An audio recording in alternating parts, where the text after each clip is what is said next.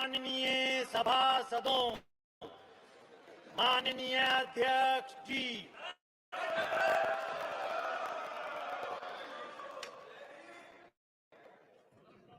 प्रश्नकाल question number 21 Shri Ram Shankar Katheria जी। माननीय मंत्री महोदय, माननीय सदस्यगण, महोदय, आजादी के बाद पहली बार सहकारिता मंत्रालय का तो गठन हुआ है। निश्चित रूप से लोकतांत्रिक साधन का एक ऐसा कार्य प्रारंभ हुआ है जो ग्रामीण क्षेत्र के विशेष रूप से छोटे किसानों को संगठित कर उनको संस्थागत विकास के आधार पर और आम जन के को शोषण से मुक्ति दिला करके सामाजिक और आर्थिक क्षेत्र में एक ऐतिहासिक काम हुआ है।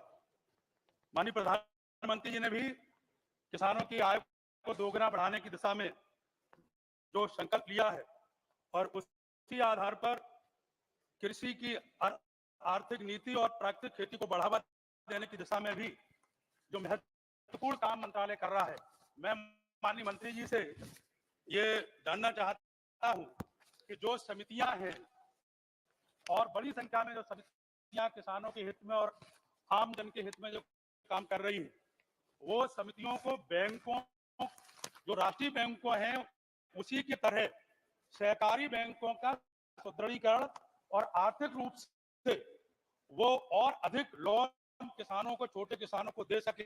माननीय इसी के साथ साथ समिति के सदस्यों को उससे क्या लाभ होगा, ये मैं माननीय मंत्री जी से जानना चाहते हैं। माननीय सभापति महोदय, आदरणीय सभापति सांसद महोदय ने बहुत अच्छा क्वेश्चन किया है।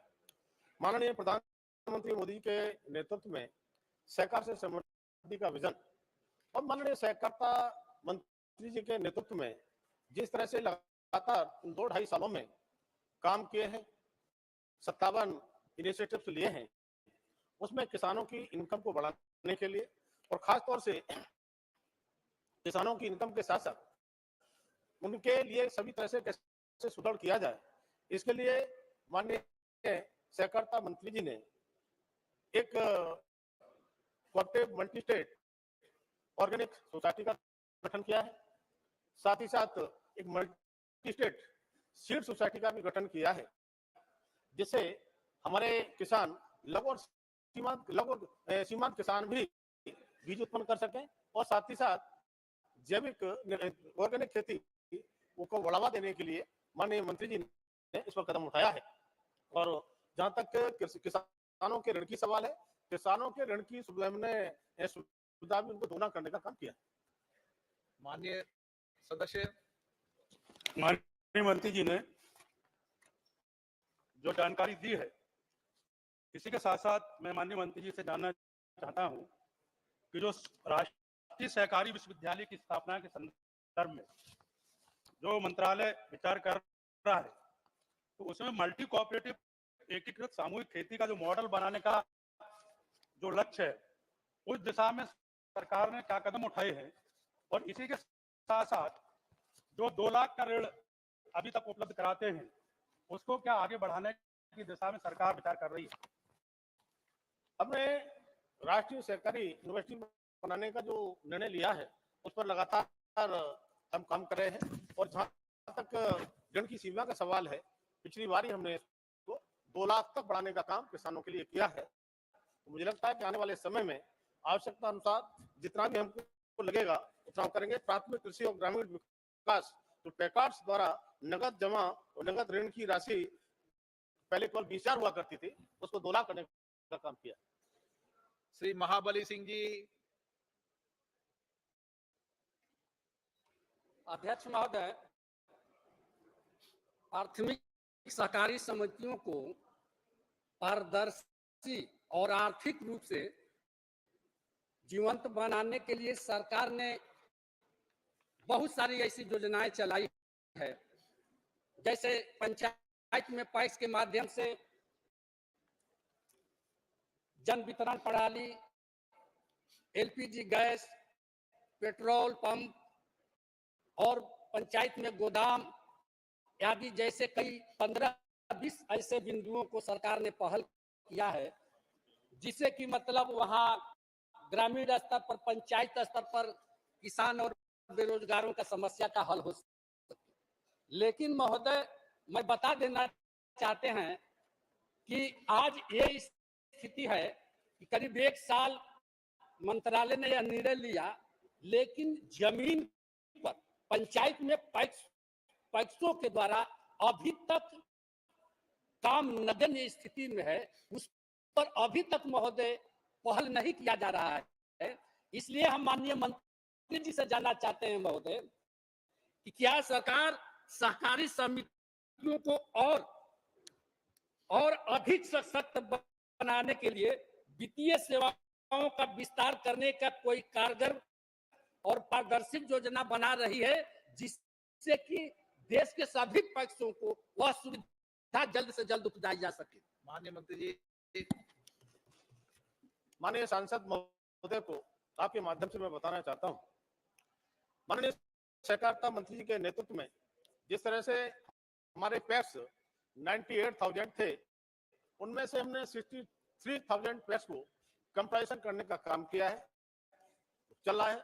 और इसके लिए माननीय प्रधानमंत्री जी ने 2,516 करोड़ रुपए की व्यवस्था करके और इसमें कॉमन सॉफ्टवेयर से जोड़ करके उन पैक्स को कैसे हम पारदर्शी बनाएं, कैसे बहुउद्देशीय बनाएं, इसके लिए मॉडल वॉलर्स लागू करने का काम भी किया है। अधिकांश स्टेट ने, 31 स्टेट हमारी यूटी और राज्यों ने उसे अपना लिया है। शेष राज्यों पर भी हम प्रयास कर रहे हैं कि किया जाए, जिससे लगभग 25 प्रकार की सेवाएं पैक्स दे सकते हैं। पैक्स हमारे किसानों का एक सशक्त माध्यम है। उनको मजबूत करने के लिए आज सीएससी केंद्रों, जो 300 प्रकार की सेवाएं सीएससी पर होती हैं, अब पैक्स भी सीएससी की सेवाएं दे सकते हैं। उसी प्रकार से उनको बहुउद्देशीय बनाते बनाते पैक्स को पेट्रोल डीजल का रिटेल आउटलेट में बदलने की जो काम भी हम कर रहे हैं। पैक्स को उर्वरक खुदरा दुकान का लाइसेंस पीएमकेएसके के रूप में भी संचालित करने का काम किया है। जन औषधि केंद्र, जो माननीय प्रधानमंत्री जी ने अब तक 10,000 पूरे देश में जन औषधि केंद्र खोलने का काम किया है, जिसमें से पैक्स के लिए 2,000 जन औषधि केंद्र खोलने के लिए दिए गए हैं, जिसमें से हमने 1,000 जन औषधि केंद्र जो दिसंबर तक हमारा लक्ष्य था, उसके लिए हम पूरा करने जा रहे हैं और काफी हद तक हमने उसमें सफलता पाई है। साथ ही साथ हर घर नल से जल का वितरण के लिए भी हमने पैक्स में लागू करने का काम किया है और इसी तरह से पैक्स स्तर पर पीएम कुसुम योजना भी हमने लागू की है। और साथ ही साथ हमारे जो पैक्स एफपीओ का काम नहीं कर सकते थे, अब पैक्स एफपीओ का काम भी कर सकेंगे। इस प्रकार से 25 प्रकार की सेवाएं देकर के पैक्स के माध्यम से हमने किसानों के लिए एक सशक्त माध्यम बनाया है, जिससे पैक्स मजबूत भी होंगे। और साथ ही साथ जिस तरह से मैंने भी कहा कि 3 मल्टी स्टेट सोसाइटियों का निर्माण जो हुआ है, उनमें बीज का और खासतौर से ऑर्गेनिक, इसका जो किसानों के लिए सीधा सीधा फायदा मिलने वाला है, वो पैक्स के माध्यम से और उसका सीधा सीधा लाभ किसानों के लिए पैक्स के माध्यम से मिलेगा। इसलिए माननीय सदस्य को मैं कहना चाहता हूँ, माननीय सहकारिता मंत्री के नेतृत्व में लगातार जिस तरह से सहकारिता क्षेत्र में काम हो रहे हैं और 57 तरह के अभी तक पहल केवल हमने यही नहीं है, उनको धरातल पर लाने का काम भी हमने किया है और निश्चित रूप से आने वाले समय में हम पैक्स को और मजबूत करने का काम करेंगे। और सहकारिता क्षेत्र का जहां तक सवाल मैं कहना चाहता हूं कि माननीय सांसद महोदय से, हमारे पूरे देश के अंदर बहुत सारे ऐसे क्षेत्र थे, ऐसी ग्राम पंचायत थी जहां पर हमारा कोऑपरेटिव मूवमेंट नहीं था। माननीय प्रधानमंत्री जी ने पिछली बार ही 2 लाख पैक्स हमारी मत्स्य डेयरी सोसाइटी खोलने का निर्णय 5 साल में लिया है। कोई भी ऐसी ग्राम पंचायत ऐसी न बचे जिसमें हमारी ऐसी पैक्स सोसाइटी ना हो, कोऑपरेटिव मूवमेंट ना हो। इसलिए पूरे देश में सर्वस्पर्शी और सर्वव्यापी बनाने का अभियान माननीय सहकारिता मंत्री के नेतृत्व में चल रहा है और निश्चित रूप से सहकार से समृद्धि का विजन माननीय प्रधानमंत्री मोदी का पूरा करेंगे और सहकारिता आंदोलन को जमीनी स्तर तक चलाने का काम करेंगे। Shri Francis Sardinha. Sir, in our state, many of the cooperative banks and also societies have gone into liquidation. people who have invested money are scared. It is their hard-earned money, and they are scared they will not get back their amount what they have invested. So I would like to request the Honorable Minister to give us assurance that they will interfere and see that people get their hard-earned money. माननीय मंत्री जी।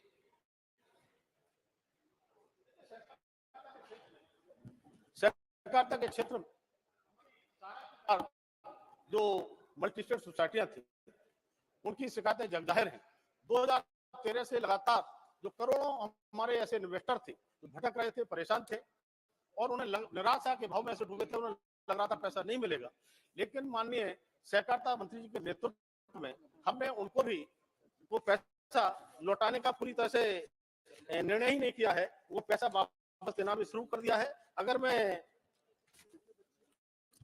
Record के अनुसार कहूं तो 3 करोड़ से ज्यादा investor ने अपने लगभग 80,000 करोड़ रुपए के दावे हमारे यहाँ पेश किए थे।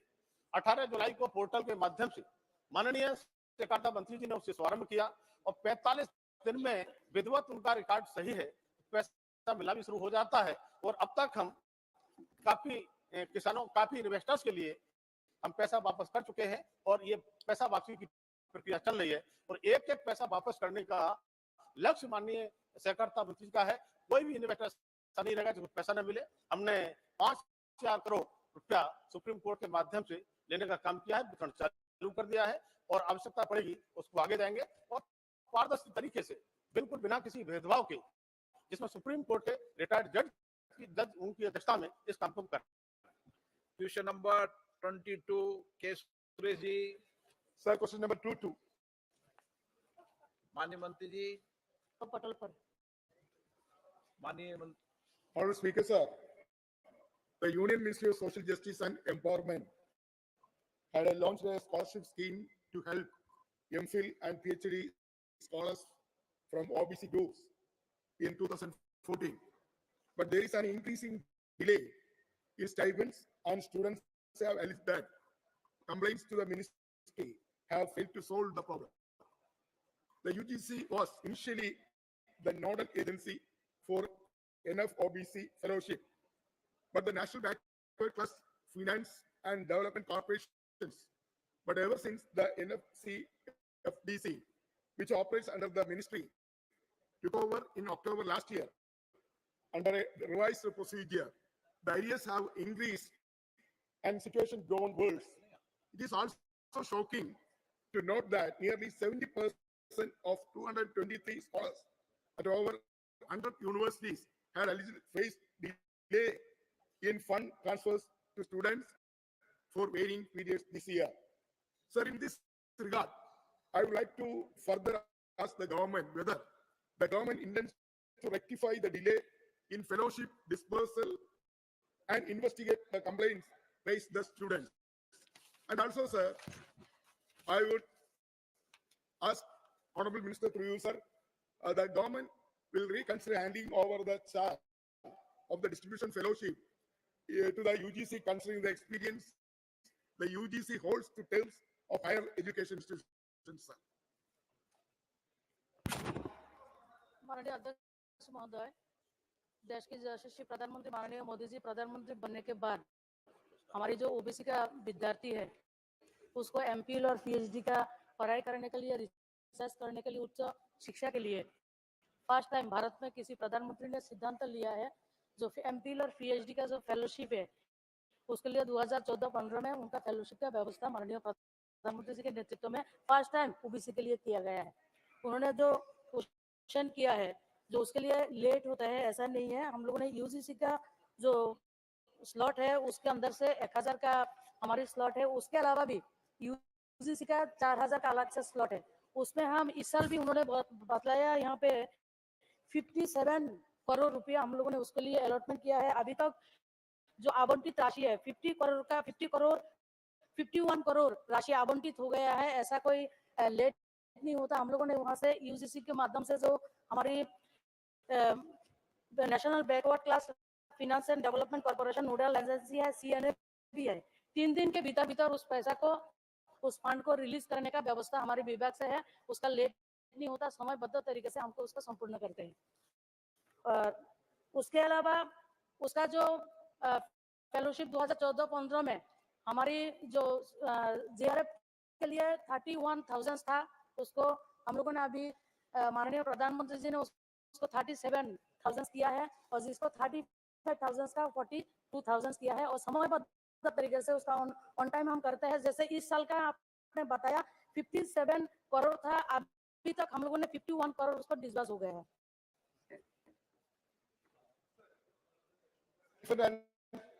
Fellowship amount is very meager. So the students are facing serious problem for getting meager amount of the scholarship and stipend. So I would like to ask Honorable Minister through you, sir, whether the government should consider to enhance the amount of stipend and fellowship for the OBC students. And also, sir, whether the government further considers establishing fellowship for economically weaker section of the general category students. Thank you, sir. माननीय अध्यक्ष महोदय, मैं पहले भी बता दिया 2014-15 से MPhil और PhD के लिए जो फेलोशिप का शुरुआत किया है माननीय प्रधानमंत्री जी ने, जो 31,000 था उसको हम लोगों ने इस 2023 में उसको 22-23 में उसको 37,000 किया है, जो 35,000 था उसको 42,000 किया है। समय समय में उसको वृद्धि होता है। TR बालू जी। Sir, the number of OBC faculties in respect of technical and scientific universities, as far as OBCs are concerned, especially in the case of assistant professor, associate professors, and professors, are very meager. It is not even 10%, sir, as of now. Sir, 30 years ago, we have enacted the broad act to introduce 27% reservation. But so far, only 10% we have provided so far. So equally, everybody is responsible. But you say, I want to know what is the reason for that. The reason is because of shortage of PhD degree holders. So PhD, for want of PhD, the shortage is still existing. I want to know, to supplement this question, I want to know whether the stipend to the particular to the candidates will be increased according to the latest the economic data. माननीय अध्यक्ष महोदय, मैं data पहले भी बता दिया कितना उसका इंक्रीज किया है, फिर भी मैं बताती हूँ जो उन्होंने क्वेश्चन किया है जो फैकल्टी के बारे में, वो उससे संबंधित नहीं है। लेकिन पिछले हमारे 9 सालों में जितने लोगों को वहाँ पे हम लोगों ने किया है 8,251 to 8,251 लोगों ने उसके फेलोशिप पे वहाँ पे मिला है। लेकिन उन्होंने जो क्वेश्चन किया है उसके रिलेटेड नहीं है, वो फेलोशिप के रिलेटेड है। फेलोशिप को हम लोगों ने 2014 से 2023 तक उसका वृद्धि किया है। श्री हेमंत गोडसे।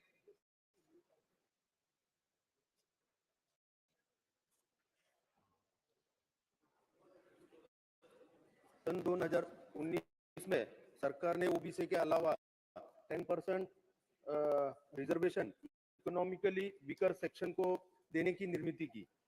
अध्यक्ष महोदय, मैं आपके माध्यम से मंत्री जी से ये जानना चाहता हूं कि ईडब्ल्यूएस के स्कॉलर्स को सेंट्रल इंस्टीट्यूशन में एमफिल्स और पीएचडी के स्कॉलरशिप की सुविधाएं क्या मिल रही है? अगर मिल रही है तो अब तक कितने स्कॉलर्स को ये सुविधा मिली है? अगर नहीं मिली है तो क्या सरकार इसके ईडब्ल्यूएस के स्कॉलर्स को स्कॉलरशिप देने के लिए सोच रही है? Thank you. ईबीसी का क्वेश्चन नहीं था, उसका फेलोशिप ओबीसी का है, तो माननीय सदस्य महोदय को मैं उसका तथ्य उपलब्ध करके उनको भेज दूंगी। Question number 23 Shri Shyam Singh Yadav. अध्यक्ष जी, क्वेश्चन नंबर 23, लेकिन माननीय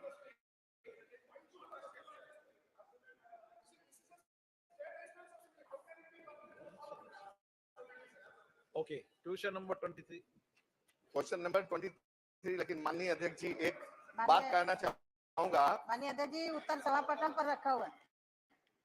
माननीय मंत्री जी इसका जवाब दें। माननीय अध्यक्ष जी एक बात कहना चाहूंगा। मेरे क्वेश्चन नंबर 23 बोलो। 23 अब माननीय मंत्री जी बोलेंगे। एक मिनट बैठ जाइएगा। अब माननीय मंत्री जी। माननीय अध्यक्ष महोदय उत्तर सभा पटल पर। अब माननीय सदस्य। मैं सभी माननीय सांसदों की तरफ से एक दरख्वास्त करना चाहता हूं। माननीय अध्यक्ष जी आप प्रश्न पूछो, दरखास्त बाद में, अभी प्रश्न केवल। ये रिलेवेंट सवाल है। जो हम लोगों का क्वेश्चन अपलोड किया जाता है 10 बजे, जिस दिन 11 बजे, विषय मुझे एक दिन पहले हो, वो विषय आप चेंबर में बताना या नहीं, आप प्रश्न पूछे यहाँ पे। तो दूसरा ये कहना था कि शायद आप मुझे बधाई दें कि 4.5 साल में पहली बार स्टार क्वेश्चन आया है। तो पूछे आप। और जैसे लोगों को ईवीएम पर संदेश हो है, उसी तरह से ऐसे बात नहीं बोलते माननीय सदस्य। अच्छा, नो, इसको रिकॉर्ड मत करना, कभी बोलना है बात। तो एक मिनट बैठिए, बैठिए, सवाल पूछ बैठिए माननीय सदस्य। मैं माननीय सदस्यों से आग्रह करता हूं, आप सब वरिष्ठ सदस्य हैं, कभी इस पर सवाल नहीं उठे। इस तरीके के विषयों को सदन में नहीं उठाना चाहिए। आपका सदन है।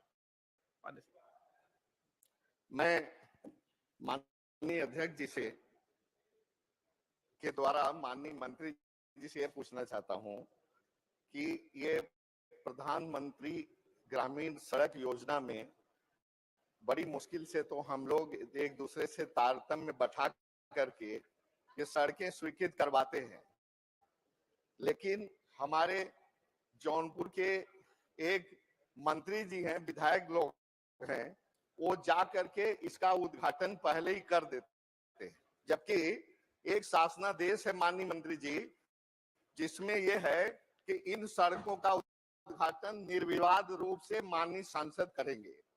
तो क्या मैं जानना चाहता हूं कि ऐसे विद्वान मंत्री जिसको कानून नियम का ज्ञान नहीं है, माननीय मंत्री जी अनुरोध करेंगे उत्तर प्रदेश सरकार के मुखिया से कि उनको नियम कानून का पाठ पढ़ाएं और भविष्य में ऐसी घटनाएं न हो कि वे जाकर खुद सड़क का उद्घाटन कर देते हैं और जनता को गुमराह करते हैं। आपका प्रश्न, बस यही प्रश्न है। क्या माननीय अध्यक्ष महोदय ये क्वेश्चन से संबंधित नहीं है, क्वेश्चन दूसरा है।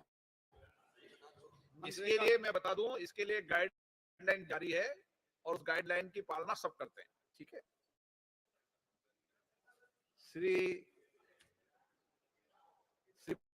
के कनिमो जी, चलिए बैठिए।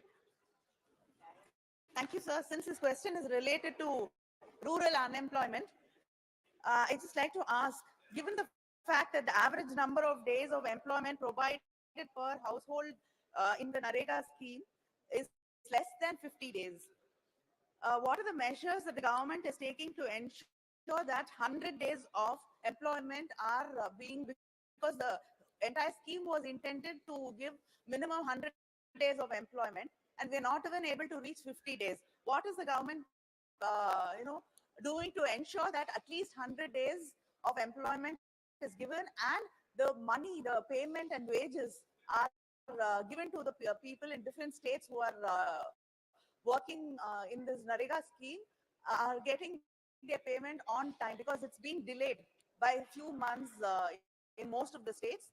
And is the government planning to give them delay allowance? Because that is also part of the scheme, that if the payments are delayed, that they are expected to give delay allowance. So what is the government responding to this? Thank you. माननीय अध्यक्ष महोदय, ये प्रश्न उत्तर प्रदेश से संबंधित बेरोजगारी भत्ता से और वहाँ मनरेगा में काम करने वाले लोगों से संबंधित है। माननीय सांसद महोदय ने प्रश्न पूछा, उनको हम पहुंचा देंगे। उत्तर प्रदेश के लिए ही पूछा है, उत्तर प्रदेश के लिए श्री शशि थरूर जी। Thank you, sir. Actually, I would have the same problem with the minister, because Mr. Speaker, sir, the question is headlined unemployment allowance. So that's what we're asking about. the specific question may have been about UP, but we can ask about the principles, sir, because according to section 7.1 of the MGNREGA rules, if an applicant for employment under the scheme is not provided such employment within 15 days of receipt of his application seeking employment, or from the date on which the employment has been sought in the case of an advance application, whichever is later, he shall be entitled to a daily unemployment allowance in accordance with this section, quote unquote, sir. I want to ask the Honorable Minister, I can tell you from my experience in the state of Kerala, this is not being done, sir. And to the best of my knowledge, in many states, we are not finding the government actually compensating MGNREGA applicants. In my own state, the number of applicants is more than twice the number of jobs offered. Only a handful of people are getting the full 100 days, sir. So if the government has a rule like this, that means that if somebody doesn't get the requested employment within 100 days of MGNREGA, they should be paid unemployment allowance. Now, where is the government doing this? I would like the Honorable Minister to explain. UP and every other state, but certainly in my state of Kerala, this is a genuine problem for our rural workers. And in Kerala, so 92% of MGNREGA workers are women because they're running women-run households. We really need to ensure that this protection is given, sir. And given this, can you tell us what mechanisms you have in place to ensure that the states are paying the money they're supposed to pay? Is the central government giving the states the money to enable them to pay it? Thank you, sir. महोदय, एक तो इस प्रश्न से जुड़ा हुआ नहीं है, लेकिन विद्वान मित्र जिस ढंग से प्रश्न को उठाए हैं, मैं एक मिनट आपके सामने देश का चित्र रखना चाहता हूं। अगर 2014 तक जिस पार्टी से जुड़े हैं, केवल 1660 श्रम दिवस ही बन पाया। अभी 2700 श्रम दिवस बन चुके हैं। और जहां तक पैसे का सवाल है, अरे मैं वही बता रहा हूं, चिल्लाने से नहीं होगा, ये चिल्लाने से नहीं होगा। हमें भी चिल्लाने आता है, हम जाते चिल्लाने जानते हैं, चिल्लाने से नहीं होगा। ये 2,13,000 खर्च किए और 6,74,000 हमने खर्च किया। लेबर बजट राज्य सरकार लेकर के आती है, लेबर बजट की स्वीकृति हम करते हैं और ये काम देना, मैं तो कहता हूं कि जो अधिकारी काम नहीं दे रहे हैं, राज्य सरकार उनके ऊपर पूछे। भारत सरकार की ओर से कोई दिक्कत नहीं है, न पैसे की दिक्कत है, न लेबर की दिक्कत। बजट बढ़ाइए सर, पैसे दे दीजिए। 24 doctor Pon Gautham Sigamani. Question number 24। माननीय मंत्री जी, माननीय सदस्य। Sir, my first supplementary is in the reply by the Honorable Minister. It has been stated that most of works which are pending under the said program in certain states or in hilly states, sir. The very purpose of PMGSY is to make road connectivity in rural as well as in hill-terrain areas. Kalvaran Hills and Yerkad Hills fall in my Kalakurchi parliamentary constituency, which needs better road connectivity. My question is, what are the steps the government proposed to take to remove the bottlenecks to complete the road projects in those states where the work is still pending despite many extensions?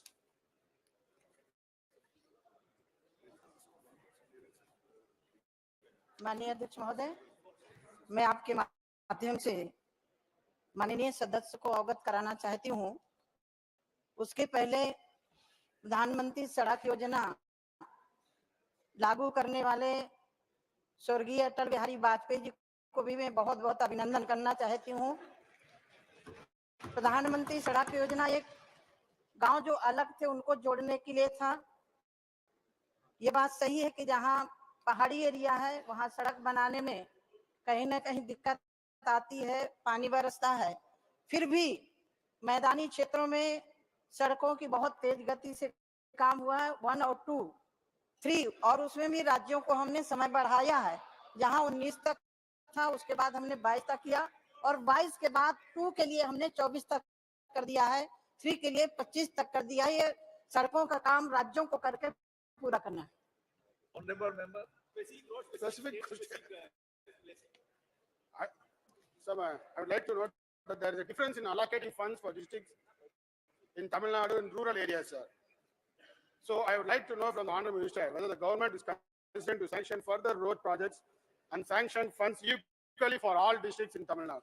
Madam, when will the aircraft road be built? Please answer that.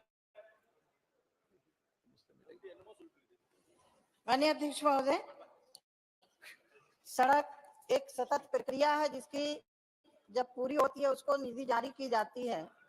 1, 2 और इस time 3 का काम चल रहा है, लेकिन कई राज्य जब भी 1 और 2 को पूरा नहीं कर पाए, इसलिए जिन राज्यों से सदस्य आते हैं अपने राज्यों को प्रेरित करें कि पहले 1 और 2 को पूरा करें। पैसे की कमी नहीं है, पैसा हमारा पूरा जा रहा है, लेकिन अभी पूरी 2 और 1 की सड़क नहीं बन पाई, हम 3 में पहुंच चुके हैं। मैं बधाई देना चाहती हूँ उत्तर प्रदेश सरकार को। उत्तर प्रदेश सरकार ने लगभग पूरा कर लिया है। इसके लिए उत्तर प्रदेश सरकार में पहली सरकार है प्रदेश के अंदर में, देश में जो सड़कों का काम पूरा किया।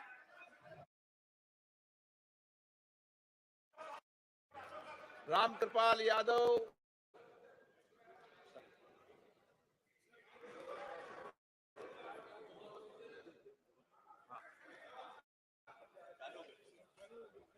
सर, आभार व्यक्त करते हैं सर आपका कि आपने एक महत्वपूर्ण क्वेश्चन के लिए मुझे अनुमति प्रदान की है। सर, ये प्रधानमंत्री ग्रामीण सड़क योजना पूरे अटल बिहारी वाजपेयी स्वर्गीय नहीं है, उनको आदर, उन्होंने एक कंसेप्ट के साथ प्रारंभ किया और पूरे देश में गांव को सड़कों से जोड़ने का एक नया उदाहरण पेश करने का काम किया और वर्तमान मोदी जी की सरकार ने इस पे बहुत बड़ी गति देने का काम किया है। मैं सर आपके माध्यम से अपने राज्य बिहार के संदर्भ में जानना चाहूंगा कि जैसा कि पता है कि फेज 1, फेज 2, फेज 3 सड़कों के निर्माण के लिए धनराशि आवंटित की गई। मैं ये जानना चाहता हूं आपके माध्यम से कि बिहार में फेज 1, फेज 2 की जो सड़कों के लिए आपने लक्ष्य निर्धारित किया था वो पूरा हुआ कि नहीं, और फेज 3 में आपने कितना किलोमीटर सड़क के निर्माण की अनुमति प्रदान की है, अब तक उसकी क्या प्रगति है, ये हम जानना चाहेंगे, खासतौर पर बिहार के संदर्भ में। थैंक यू महोदय। माननीय सदस्य ने बिहार से जुड़ा हुआ प्रश्न पूछा है, वैसे तो ये नहीं था। फेज 1, फेज 2 में वो सड़कें बची है जो उग्रवादी से जुड़ा हुआ क्षेत्र है। फेज 3 में 6162 किलोमीटर का लक्ष्य दिया गया, जो अभी तक केवल स्वीकृत तो हो गई है, वो 5605 किलोमीटर, और स्वीकृत किए जाने बाकी हैं अभी केवल 267 phase 3।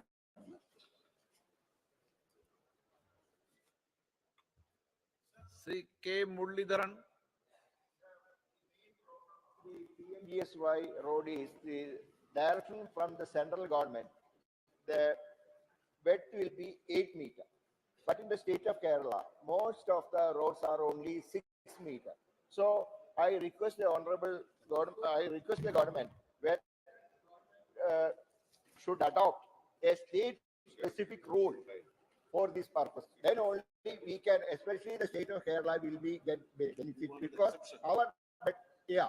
we want an exemption or a state-specific rule.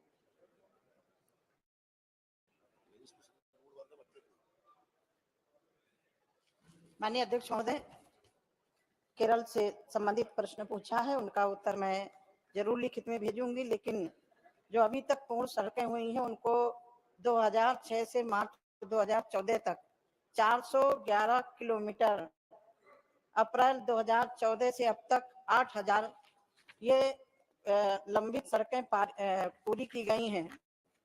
माननीय अध्यक्ष महोदय, सतत प्रक्रिया है प्रधानमंत्री सड़क योजना। किसी भी राज्य में कहीं कमी है उसको पूरा करने के लिए हम बिल्कुल, हमारा मंत्रालय खुला दरबार है। 1, 2 और 3, जब तक ये तीनों फेज की पूरी नहीं हो जाती तब तक हम आगे का कार्रवाई नहीं कर सकते। सुदीप बंदोपाध्याय जी, आप सुदीप बंदो नहीं, आपने लिखाया है।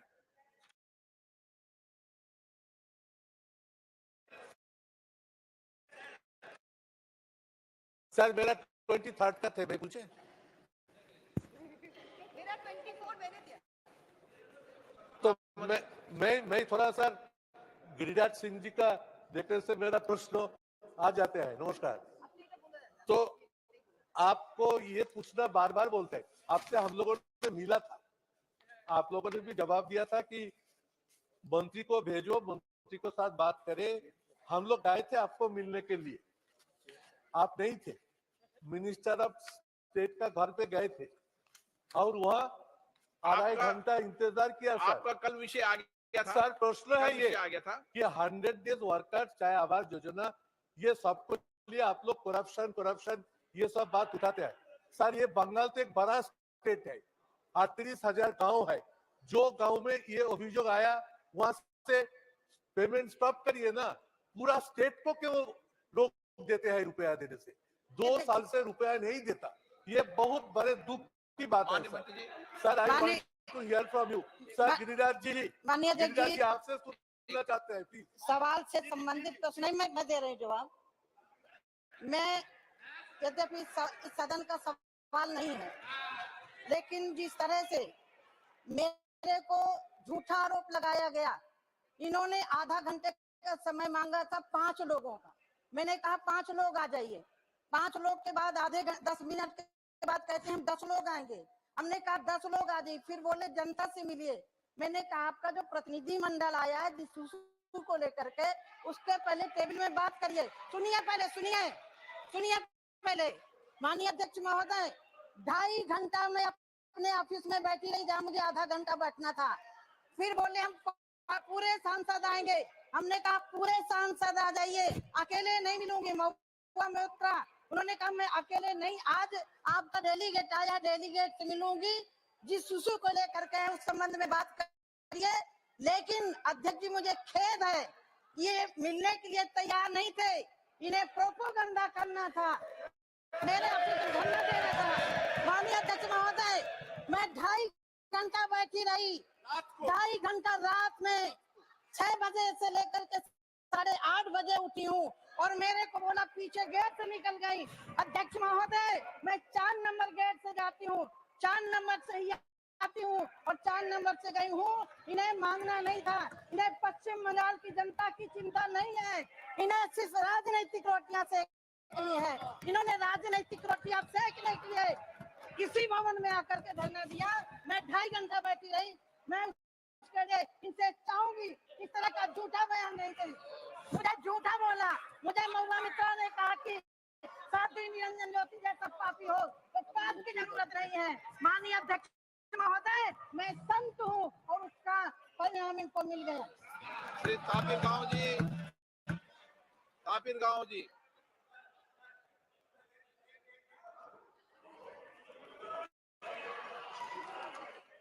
श्री तापिर गांव जी, आप पूछिए। तापिर गांव। ऑनरेबल स्पीकर सर, मैं ऑनरेबल मिनिस्टर से 2 बार मिला हूँ। हमारा अरुणाचल प्रदेश में 3 जिला है जहां उग्रवादियों का डिस्टर्बेंस है। PMJSY फेज 1, फेज 2 का लेफ्ट आउट हुआ। मंत्री जी ने कहा कि मैंने परमिशन दे दिया है, लेकिन परमिशन तो दिया है लेकिन पान तो नहीं दिया। तो स्टेट गवर्नमेंट कैसे फेज 1 और फेज 2 का लेफ्ट आउट PMJSY को कैसे बनाएंगे? मैं मंत्री जी से जवाब चाहता हूं। और पान कैसे रिलीज करेंगे फेज 1 फेज 2 का, ये मंत्री जी से जवाब चाहता हूं। ये सदस्य,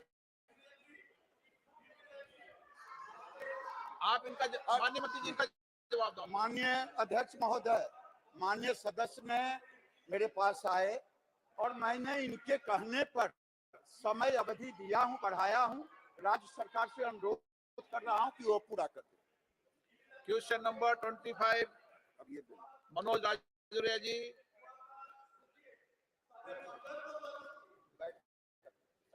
क्वेश्चन नंबर 25, माननीय मंत्री जी। माननीय सदस्य जी, धन्यवाद स्पीकर महोदय। धन्यवाद स्पीकर महोदय। जिस तरीके से आप प्रश्न पूछिए माननीय सदस्य। धन्यवाद स्पीकर महोदय। जिस तरीके से देश के प्रधानमंत्री आदरणीय नरेंद्र मोदी जी ने किसानों के सम्मान के लिए, किसानों की उन्नति के लिए पिछले लंबे समय से काम किया, उसी अवधि के उसी कार्यक्रम के तहत माननीय प्रधानमंत्री जी ने किसानों को सम्मान देने के लिए प्रधानमंत्री किसान सम्मान निधि की घोषणा की थी। और आज उस घोषणा से मेरे संसदीय क्षेत्र करौली के 1,46,953 और धौलपुर के 1,52,271 किसानों सहित राजस्थान के 80 लाख से अधिक और पूरे देश के 11 करोड़ से अधिक किसानों को प्रधानमंत्री किसान सम्मान निधि का फायदा मिला है। मैं इसके लिए माननीय प्रधानमंत्री जी का आभार व्यक्त करता हूं। साथ में ही माननीय मंत्री जी से एक सवाल करना चाहता हूं कि माननीय प्रधानमंत्री जी ने जो किसानों के हित के लिए ये प्रधानमंत्री किसान सम्मान निधि जो की है, इसमें बचे हुए किसानों को या 100% किसानों को लाभ पहुंचाने के लिए माननीय मंत्री से आग्रह करूंगा कि भारत सरकार ऐसे क्या प्रयास कर रही है कि 100% किसानों तक प्रधानमंत्री किसान सम्मान निधि का लाभ पहुंच सके। माननीय अध्यक्ष जी, 2018 में प्रधानमंत्री नरेंद्र मोदी जी ने किसान सम्मान योजना शुरू की थी। तब से अभी तक 15 किस्तों में हम 11 लाख किसानों के लिए, तो 11 करोड़ किसानों के लिए 2.81 लाख करोड़ रुपया डीबीटी के तहत हम पहुंचाए सर। अभी ये योजना विश्व का अत्यंत बड़ा योजना है। डीबीटी के तहत योजना जारी की है, इसे विदेश में भी इसका तारीफ हो रही है सर। हम ये योजना देने के समय राज्य सरकार से आंकड़ा मांगे थे। उसी समय हमको 11 करोड़ आंकड़ा मिला था। उसके बाद इसी में 2 करोड़ किसानों फर्जी निकले। उसके बाद हम किसानों में जागृति की है, मोबाइल ऐप बनाए हैं एंड वेबसाइट में खुद वो एप्लीकेशन डालने के लिए मौका दिया है। अभी हम ई-केवाईसी के तहत फेस आइडेंटिफिकेशन करने का भी एक प्रावधान इसी में किया है। इसीलिए हमारा सरकार का इच्छा है किसान सम्मान योजना को सैचुरेशन पॉइंट में लाना, सब किसान को वो देना। ऐसे करके हम अभी हमारे काम शुरू किए सर। इसीलिए ये बड़ा योजना विदेश में भी इसका तारीफ हो रहा है सर। सप्लीमेंट्री। धन्यवाद माननीय मंत्री महोदय जी। मैं एक सवाल और आपसे पूछना चाहूंगा कि माननीय प्रधानमंत्री जी ने जिस तरीके से पिछले 9 वर्षों में किसानों को आर्थिक संबल और उन्नति करने के लिए उनकी फसल को समर्थन मूल्य देने के लिए एमएसपी का जो मूल्य बढ़ाया है, किसानों को अधिकतम फसलों पर एमएसपी दी और अधिक से अधिक फसलों की खरीद की घोषणा की। कुछ फसलें ऐसी भी रही जिसमें प्रधानमंत्री जी ने एमएसपी को 1.5 गुना से भी अधिक मूल्य पर उनकी फसलों की खरीद की। मैं आपसे माननीय मंत्री महोदय जी से आपके माध्यम से जानना चाहूंगा कि पिछले 9 वर्षों में कुछ किन किन फसलों को 1.5 गुना से अधिक एमएसपी पर उन्होंने खरीदने का काम किया और 9 वर्षों में कितनी फसलों की उन्होंने किसानों से खरीद की और किसानों को लाभ दिया और उनका आर्थिक उन्नति में, उनके सम्मान को बढ़ाने में सहयोग किया। माननीय अध्यक्ष,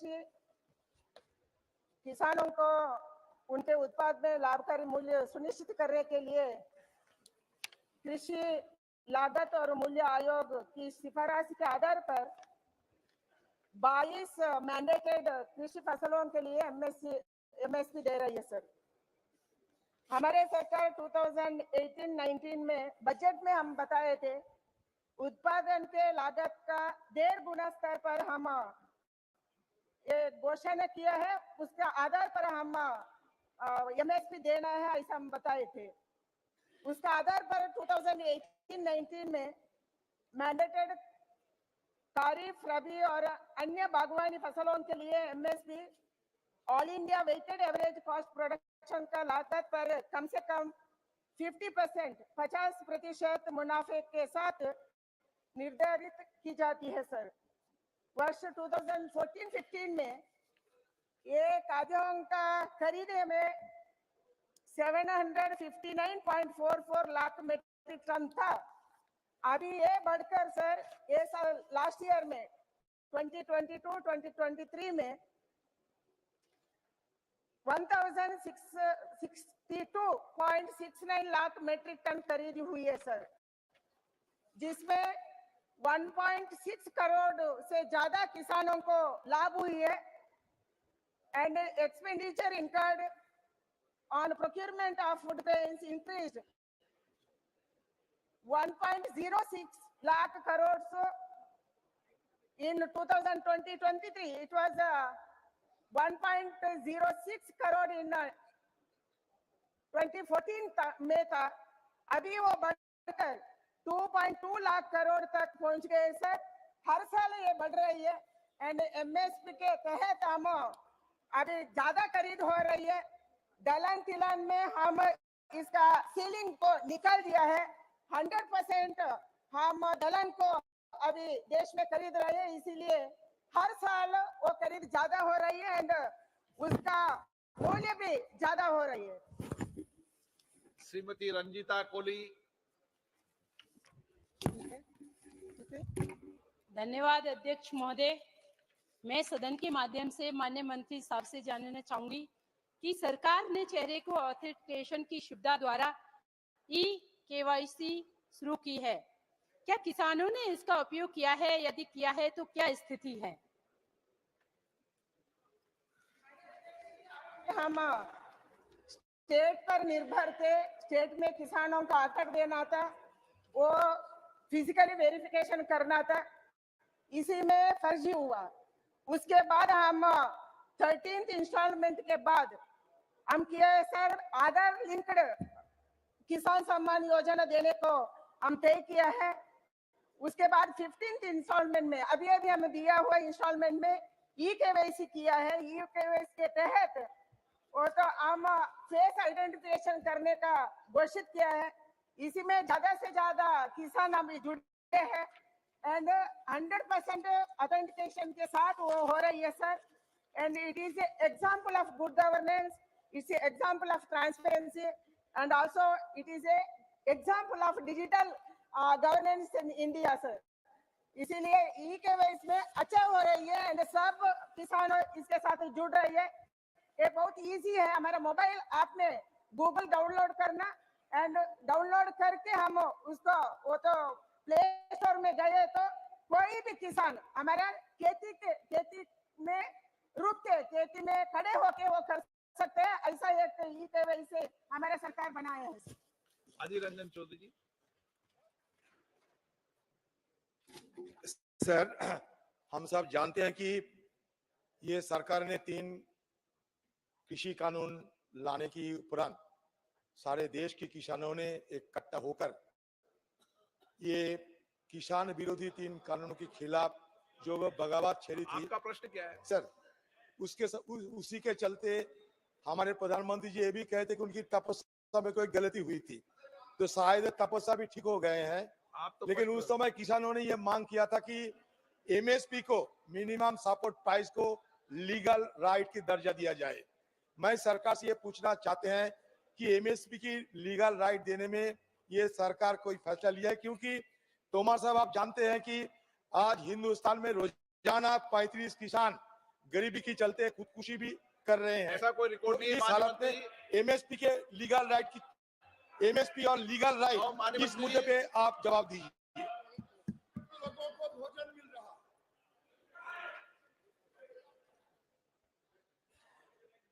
आज स्वामीनाथन साहब जीवित नहीं है, लेकिन मैं समझता हूँ जब भी एमएसपी की बात होती है तो स्वामीनाथन साहब को याद करना ही चाहिए।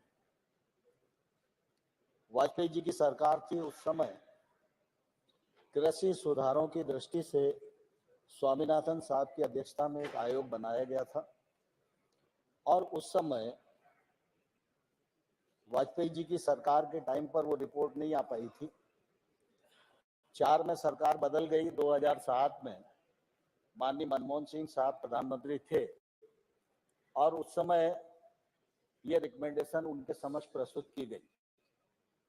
तदुपरांत सरकार ने कृषि मंत्री और बाकी लोगों का एक ग्रुप बनाया रिकमेंडेशन पर विचार करने के लिए, और उस समय स्वामीनाथन साहब ने रिकमेंडेशन तो 201 की थी, जिनमें एनडीए सरकार 200 पर काम कर रही है, लेकिन प्रमुख रिकमेंडेशन थी एमएसपी की, जिसमें स्वामीनाथन साहब ने कहा था कि लागत पर 50% मुनाफा जोड़कर एमएसपी घोषित करना चाहिए। 2007 के बाद 14 तक यूपीए की गवर्नमेंट रही और यूपीए की गवर्नमेंट के समय इस रिकमेंडेशन को नहीं माना गया, ये निरसन सूची में डली रही।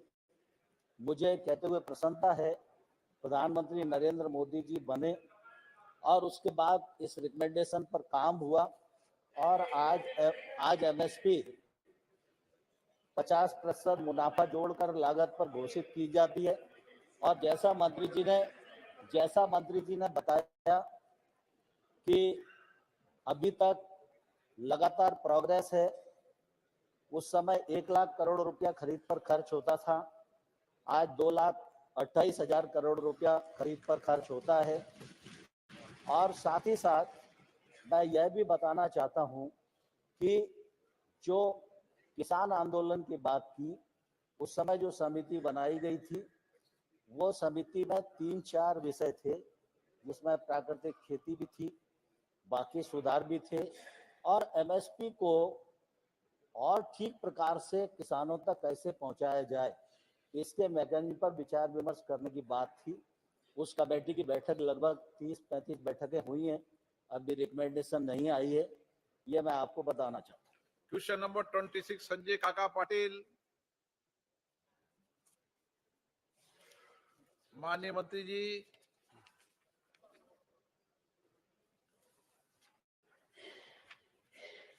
क्वेश्चन नंबर 27 लाओ Shri Krishna ji.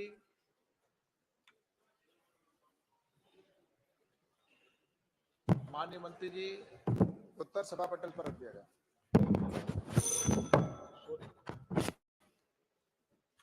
Sir, Andhra Pradesh is going through severe downturn, sir. There is a rainfall deficit ranging from 21% to 51% across different districts of Andhra Pradesh, sir. Specifically, coming to my district of Palnadu, specifically coming to my district of Palnadu and Guntur, there is a drastic reduction in sowing area of chili and cotton, sir. 48% of sowing in cotton has come down, 45% of sowing in chili has come down. Crop insurance should be a major relief for the farmers against erratic rainfall and climate change, sir.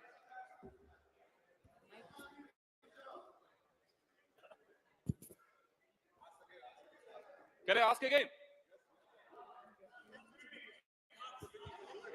Sir, Andhra Pradesh is going through a severe drought, sir, in 103 mandals. There is a rain deficit, sir. Rainfall deficit of 21% to 51% across the.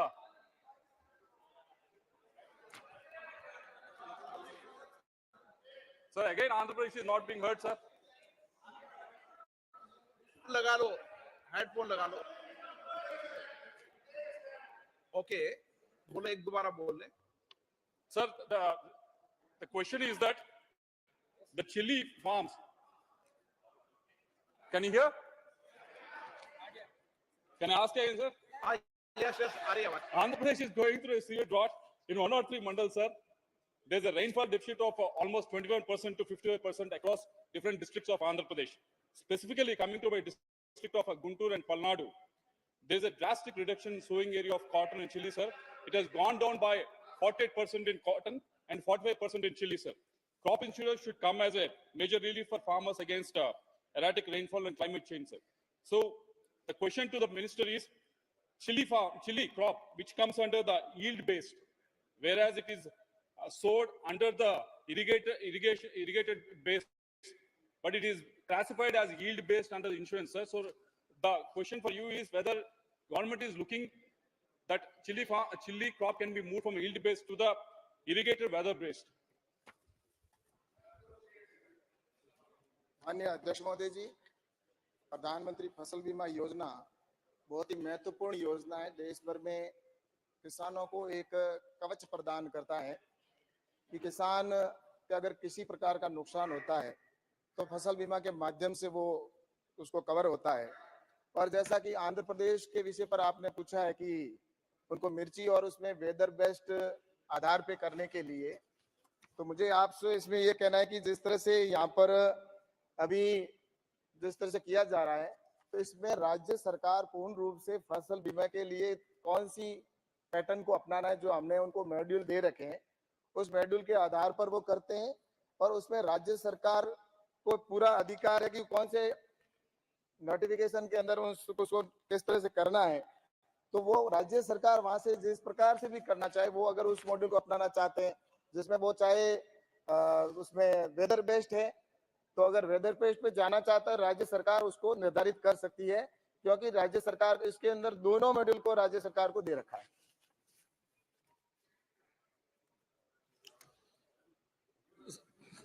Sir, during difficult times like this drought situation, sir, Krishi Vignan Kendras play a major role in encouraging farmers and handholding farmers to go for crop insurance, crop diversification, sir. Sir, coming to my constituency of Palnadu, we have proposed a Krishi Vignan Kendra 3 years back, sir, in the village of Jangameshwarapuram in Goriyala Mandal.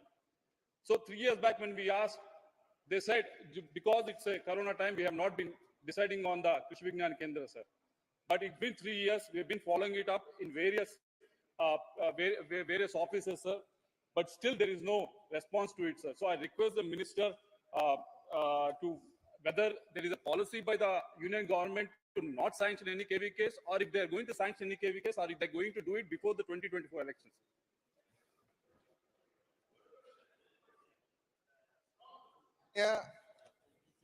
सब अध्यक्ष महोदय, इसके अंदर जैसा कि इन्होंने question पूछा है, क्वेश्चन के आधार पर मैं ये कह सकता हूं कि ये सीधा आपके जो क्वेश्चन से संबंधित विषय था उस पर नहीं है।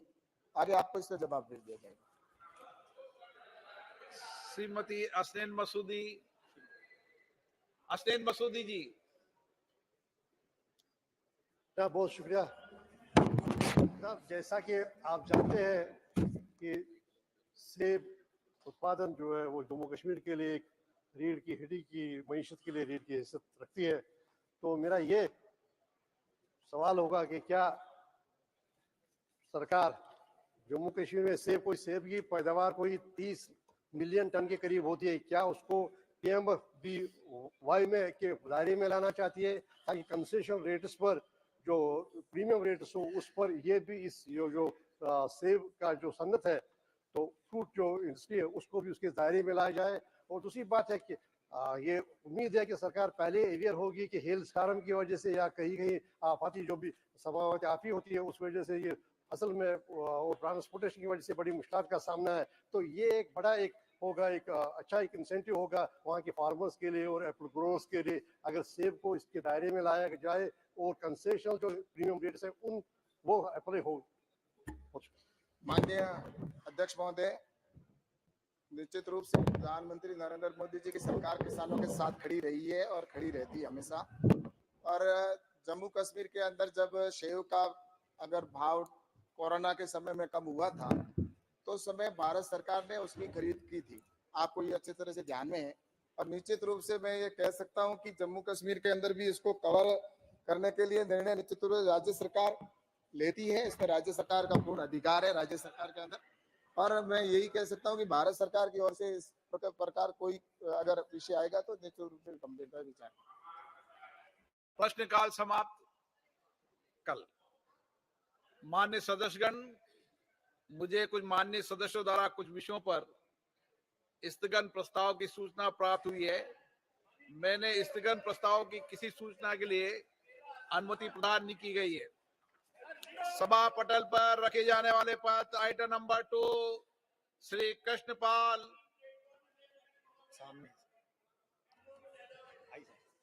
सूची में क्रम संख्या पर मेरे नाम के सामने उल्लिखित सूचीबद्ध दस्तावेजों को सदन के पटल पर रखता हूं। Item number 3, doctor Sanjeev Kumar Balyan जी। से आज लोकसभा की संशोधित कार्यसूची में क्रम संख्या 3 पर मेरे नाम के समक्ष दर्शाए गए पत्र सदन के पटल पर रखता हूं। Item number 4, Shri Nityanand Rai ji. आज की पुनरीक्षित कार्यसूची में क्रमांक संख्या 4 पर मेरे नाम के सम्मुख उल्लेखित दस्तावेज समाप्त करता हूं। Item number 5, Sushri Shobha Karandlaje ji. I lay the paper shown at serial number 5 of the revised list of business in the Lok Sabha for today on the table of the House. Item number 6, Shri Kailash Choudhary ji. माननीय सभापति महोदय जी, आपकी अनुमति से मैं आज की लोकसभा की संशोधित कार्यसूची में मेरे नाम के सम्मुख मत संख्या 6 पर उल्लेखित पत्र सभा पटल पर प्रस्तुत करता हूं। Item number 7, Shri Ajay Kumar ji. उल्लिखित कार्यसूची में क्रम संख्या 7 पर मेरे नाम के सम्मुख उल्लिखित दस्तावेज सभा पटल पर रखता हूं। आइटम नंबर 8, महासचिव जी। Sir, I have to report that Rajya Sabha at its sitting held on 4th December 2023 passed the Post Office Bill 2023. Sir, I lay on the table the Post Office Bill 2023 as passed by Rajya Sabha on the 4th of December 2023. Item number 9, महासचिव जी।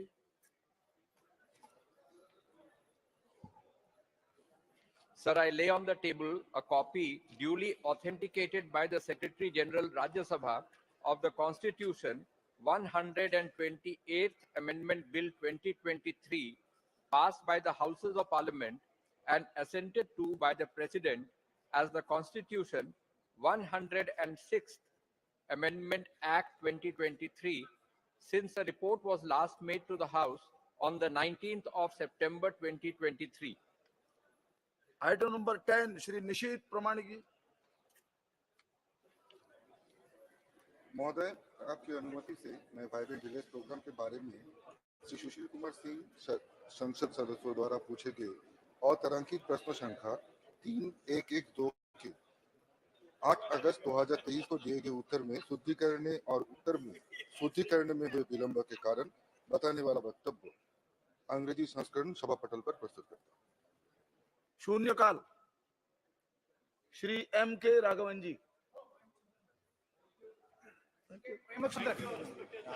M.K. Raghavan, sorry please, आपको जी।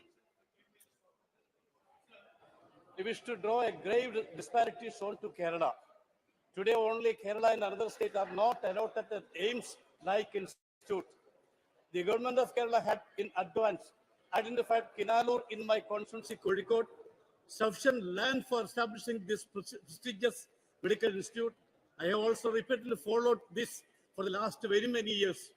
Yet, it is a dream come true. Sir, the availability of the AIIMS at Calicut, a region which is deprived of advanced specialized medical centers, will be a major boon to the people of 7 districts in the Malabar region of Kerala and some regions of the nearby states like Karnataka and Tamil Nadu. Sir, the district is notorious for frequent Nipah and other virological outbreaks. The entire Malabar region is also prone to various lifestyle diseases including cancer, cardiac, diabetes, respiratory ailments, and others. Sir, the setting of the AIIMS in Kozhikode will enhance the healthcare as well as research facilities to address common disease apart from helping people get treatment at doorstep.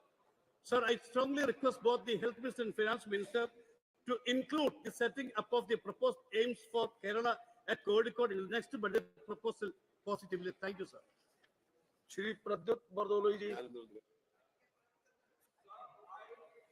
I raise my concern and I would like to register my grave concern and urge the relevant departments of the Government of India, especially Ministry of Home and Healthcare and Social Justice Department, to take urgent action because there has been proliferation of the drugs use and substance abuses on the rise in this country. So it will be, so you'll be surprised to know that in the northeastern region, in certain remote areas now, in the states of Manipur, in the states of Arunachal Pradesh and Assam and even Mizoram, so extensive poppy cultivation is expanding. And not only poppy cultivation, but also their processing plants have been set up. Hereby, there have been very rise of the different types of drugs coming to the rest of the country from the valleys of Assam. So, as per the report of NDDTC and AIMS 2019-20, it is reported that over half of the total drug users of India come mainly from 8 states, 4 of which are in the northeast itself: Assam, Manipur, Sikkim, and Mizoram. So my state, Assam, is reported to currently have over 4 lakh drug users with 8 vulnerable districts, including in my constituency called Nagaon. So Nagaon has become a conduit district. A large quantity of drugs are every day coming out of through that area to the rest of the country.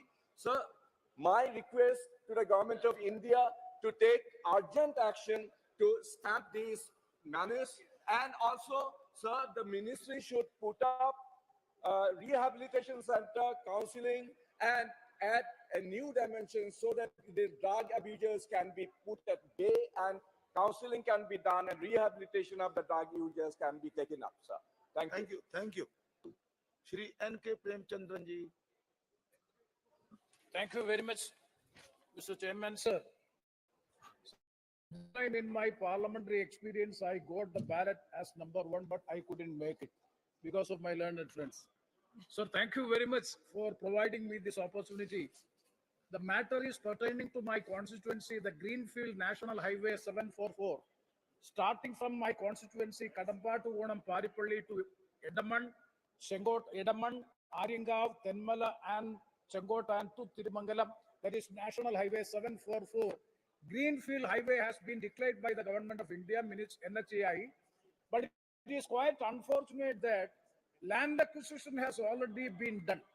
3A notification is there, 3D notification has been completed, but so far the acquisition proceedings are not completed, and thereby the people who have already surrendered the land or people already consented for land acquisition is in big trouble because they are not able to transact any business on the land which has already been under acquisition.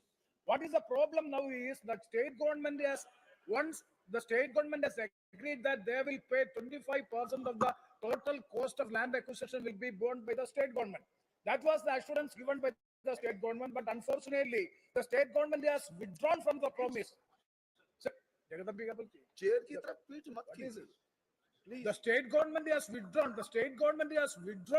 The state government has withdrawn from the assurance, and they are not ready and willing to pay the 25% of the land acquisition cost. And subsequently, the Government of India, Ministry of Road and Transport, Nitin Gadkari has suggested that if you are not able to pay the 25% of the land acquisition cost, GST exemption may be given for the materials of the construction, and also royalty for the rock blasting has to be given. And the state government and the central government, they had series of discussions, but so far no final decision has been taken. What is the problem is, it is 2 years back, the acquisition proceedings have started and the people are suffering. They are ready and willing to surrender the land. Notification is over. They are not getting the compensation. They are in big difficulty. So my submission to the government of India is 25% of the total cost of land acquisition will come only 250 crores of rupees. Why should you depend and rely on the state government? The total cost of the construction of the road is 2,700 crores. If the government of India is able to bond 2,700 crores of rupees for the national highway, Greenfield Highway, new highway, why should we rely upon the state government? So my submission to the government of India is, please bear the total cost of the construction of the highway and expedite the steps of the acquisition, complete the acquisition at the earliest, and the compensation be provided to the people belonging to that area, and the proceedings have to be initiated at the earliest of National Highway 744. Thank you very much, sir. Thank you, Chairman, sir. आपको बहुत बहुत धन्यवाद मुझे मौका देने के लिए। पश्चिम बंगाल के सरकार ने हमेशा अपने जनता को पॉलिटिकल कारणों से वंचित किया कर रहा है। पश्चिम बंगाल की सरकार ने 2020 में एक डिसीजन लिया कि कॉमन सर्विस सेंटर जो केंद्र द्वारा चलाया जाता है उसको बंद कर देने के लिए। अब सोचिए, कॉमन सर्विस सेंटर केंद्र द्वारा चलाया गया ऐसा एक प्रोजेक्ट है जिसके माध्यम से जो साधारण लोग हैं, जो जनता है, उनको तरह तरह के हेल्प मिलता है। जो केंद्रीय जो प्रकल्प है, जो प्रोजेक्ट है, उसका हेल्प मिलता है। उसके साथ साथ जो आधार कार्ड का भी हेल्प उनको मिल सकता है वहां से। उनके द्वारा बहुत बहुत काम हो सकता है सीएससी के द्वारा। बंद सिर्फ नहीं किया, इसके कारण 40,000 लोग जो युवा इसके साथ जुड़े हुए थे, जो वहां पे जिनका इनकम होता था, जो सीएससी चलाते थे, उनको जो पंचायत की ऑफिस है वहां से डरा के, गुंडे देकर, धमका के उसको बाहर निकाल दिया गया कि आप यहाँ पे सीएससी नहीं चला सकते, सीएससी आपको बंद करना पड़ेगा। तो ऐसी सरकार, जो सरकार अपनी जनता की नहीं सुनती, जो सरकार अपने जनता को प्रताड़ित करती है, वो सरकार यहाँ पे आके अपने जनता के लिए जो आंसू, जो देखने वाला आंसू बहाते हैं। ऐसा नौबत आ गया कि उन्होंने, सरकार ने एक डिसीजन लिया कि जो इकोनॉमिक सेंसस है वो नहीं किया जाएगा पश्चिम बंगाल में। आप बताइए चेयरमैन सर, अगर इकोनॉमिक सेंसस नहीं होगा तो कैसे पता चलेगा कि पश्चिम बंगाल में कौन आदमी गरीब है, कौन अमीर है? और अगर इकोनॉमिक सेंसस नहीं हुआ तो कहां से लोगों को वो आप प्रोजेक्ट बनाएगा? आपके पास अगर डेटा ही नहीं है तो आप गरीबों के लिए प्रोजेक्ट कैसे बनाएंगे? तो इसके ऊपर जनता की डिमांड के कारण हमने कलकत्ता हाईकोर्ट में पीआईएल भी लगाया और कलकत्ता हाईकोर्ट ने राज्य सरकार को बोला है कि आप इसके ऊपर आपका अपना एफिडेविट दाखिल कीजिए। पश्चिम बंगाल सरकार डिले कर रहा है, एफिडेविट भी नहीं दाखिल कर पा रहा है और उनको 12 तारीख तक का टाइम दिया गया। अगर विदिन 12 आप अगर एफिडेविट नहीं कर पाए तो आपको 50,000 रुपये का जुर्माना आएगा पश्चिम बंगाल सरकार के ऊपर। तो इस संदर्भ में मैं माननीय मंत्री जी से अनुरोध करता हूं, पश्चिम बंगाल की जनता को हित को ध्यान में रखते हुए रेल स्टेशन और पोस्ट ऑफिस जो है वहां पे सीएससी फिर से चालू किया जाए तो पश्चिम बंगाल के जनता उस सीएससी का लाभ ले पाए। नहीं तो पश्चिम बंगाल की सरकार पश्चिम बंगाल की जनता को प्रताड़ित कर रही है। Thank you, sir. Sir, this is regarding my state, Odisha. Sir, there were 34 government and 124 private polytechnics, which includes 22 new polytechnics, including one in my parliamentary constituency, Barampur, under the scheme of submission on polytechnics under coordinated action for skill development, covering all the 30 districts with at least one government polytechnics in Odisha. Sir, I thank the union government for providing central financial assistance for implementation of the schemes, upgradation of existing polytechnics for 11 polytechnics and construction of women's hostel for 13 polytechnics. However, sir, there has been a critical issue before the state, and that is shortage of trained faculty required for these polytechnics. In the Odisha, there is only government polytechnic at Bhubaneswar, which has an extension center, that is National Institute for Technical Teachers Training and Research, Calcutta, under the Ministry of HRD, providing only short-term training, that is without any practical skill training facilities. Odisha doesn't have a board of practical training for which technician and graduate apprenticeship program and graduates are hampering. Sir, through you, I request the Honorable Minister for Education to consider setting up of a technical teachers training institute on the pattern of National Institute for Technical Teachers Training and Research with practical training facilities to enable the Odisha to create a pool of trained teachers of the polytechnics to maintain quality of teaching in government and private polytechnics at Barampur and Odisha, sir. Thank you, sir. Thank you. Shri Om Prakash Bhopal Singh ji.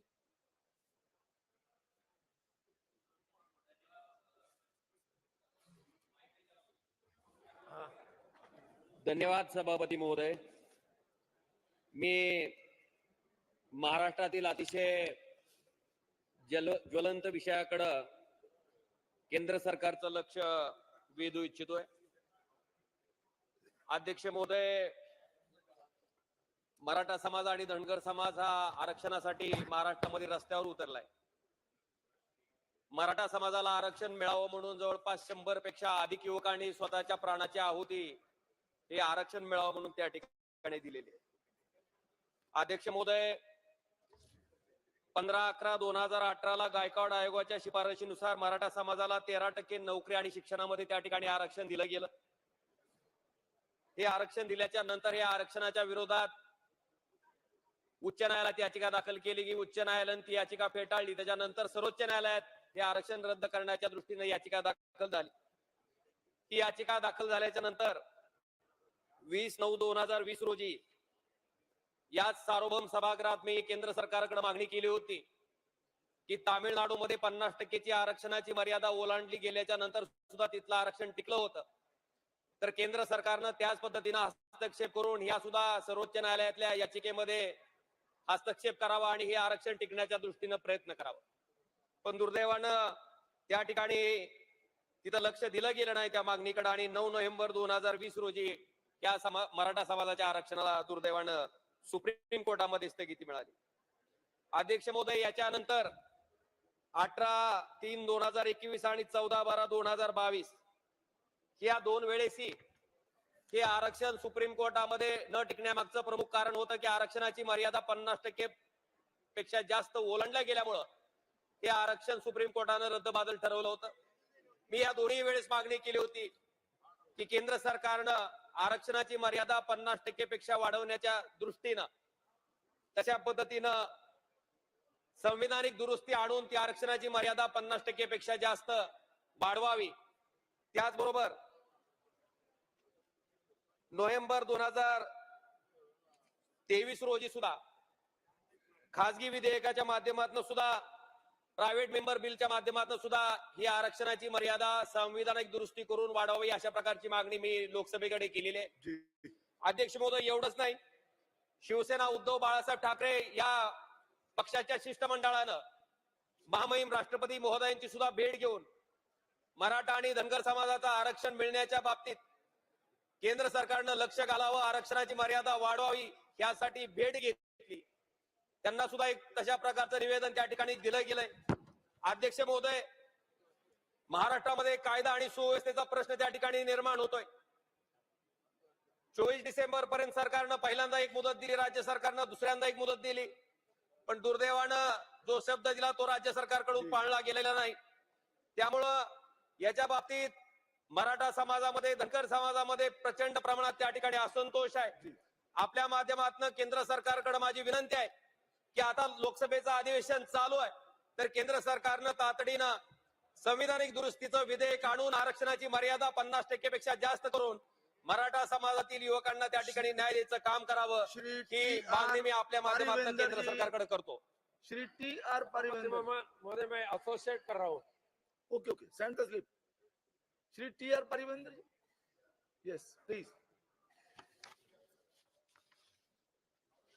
Thank you, Chairman, for giving me the opportunity 2 minute में अपनी बात कहिए, please. to raise an important issue for speedy implementation of Human Reservation Bill named Nari Shakti Vandan Abhiyan, which was passed in the Parliament on 20 September 23 during the special session. The said bill has many special features like 1/3 of the seats in Lok SAbha and state assemblies and the legislative assemblies, including SC/ST seats. Further, seats reserved for women will be rotated after each delimitation as determined by law made by the Parliament, through which the government made all women more powerful and self-empowered in the decision-making body. In this context, I would like to emphasize that even though the Honorable Union Home Minister has clarified during the discussion on the bill that reservation for women will not be implemented in the upcoming 2024 election. The reservation will be effective after the census conducted after the commencement of the bill has been published. In view of the above, I urge upon the Union government to take early action to conduct census and to constitute delimitation commission to decide which seat will go to the women after the delimitation exercise. Thank you. Shri Vishnu Dayal Ramji. धन्यवाद सभापति महोदय। मैं आपका ध्यान एक अति महत्वपूर्ण विषय की ओर आकृष्ट करना चाहता हूं। मेरे संसदीय क्षेत्र के अंतर्गत दो जिला आते हैं, पलामू एवं गढ़वा। ये दोनों जिले आकांक्षी जिलों की सूची में हैं और यहाँ की 80% से ज़्यादा आबादी कृषि पर निर्भर करती है। परंतु दुर्भाग्यवश ये दोनों जिले रेन शैडो एरिया में पड़ते हैं, जिसका नतीजा ये होता है कि प्रतिवर्ष यहाँ तो या तो अतिवृष्टि होती है या अनावृष्टि होती है, जिससे फसलें मारी जाती हैं और लोग बेरोजगारी का शिकार हो जाते हैं, पलायन के लिए मजबूर हो जाते हैं। यहाँ पर किसी प्रकार का कोई उद्योग धंधा नहीं है, जबकि उद्योग धंधा स्थापित करने के लिए यहाँ पर सारे तत्व मौजूद है, जमीन है, खनिज है, पानी है, बिजली है, वगैरह वगैरह। उद्योग धंधों के नाम पर मात्र एक कॉस्टिक सोडा फैक्ट्री है, जिसका ही उत्पादन क्षमता बहुत सीमित है और रोजगार देने की क्षमता और भी ज़्यादा सीमित है। ऐसी परिस्थिति में लोग पलायन करने के लिए मजबूर हो जाते हैं और प्रतिवर्ष जब झारखंड से बाहर रोजगार के लिए जाते हैं तो उनकी लाशें आती है जो बहुत हृदय विदारक उत्पन्न करती हैं।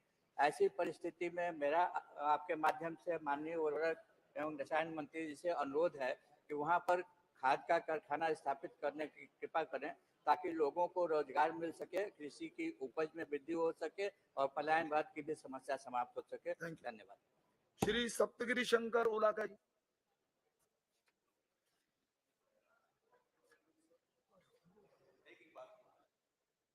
Thank you, Speaker, sir, for giving me this opportunity.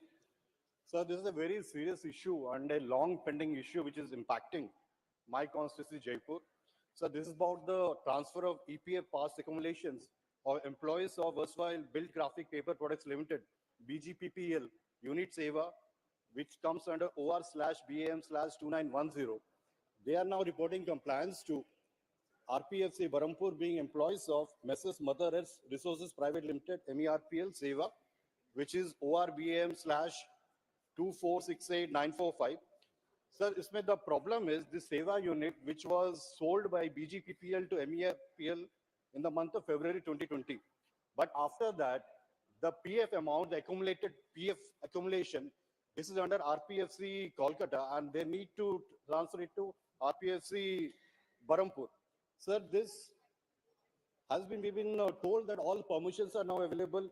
The trust is ready with the requisite fund towards the payment of the past accumulation.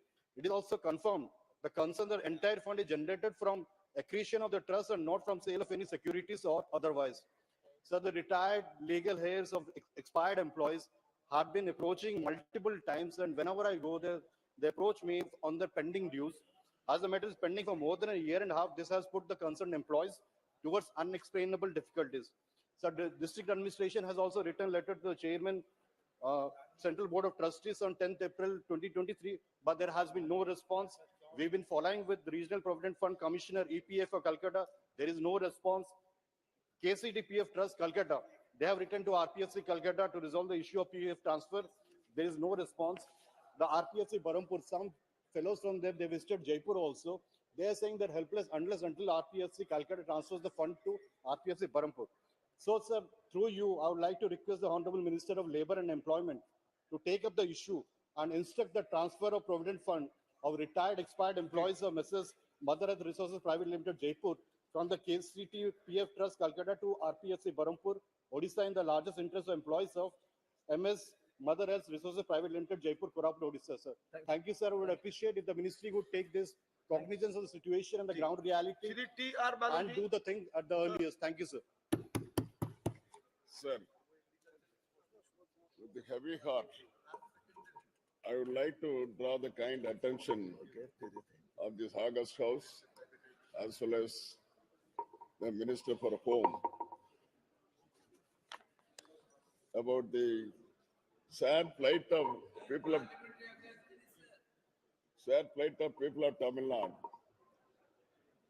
Sir, the recent flood have battered more than 1 crore people